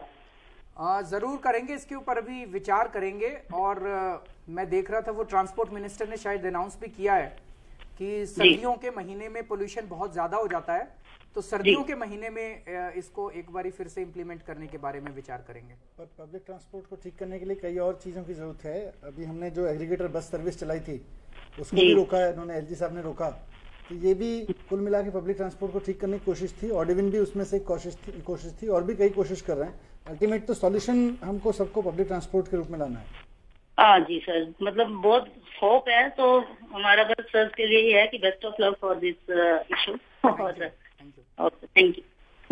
Thank you. सर 2 क्वेश्चन है जो थोड़ा सा रिलेटेड है, मैं दोनों को साथ में ही पूछ लेता हूँ। एक ने तो रतन सिंह दिल्ली से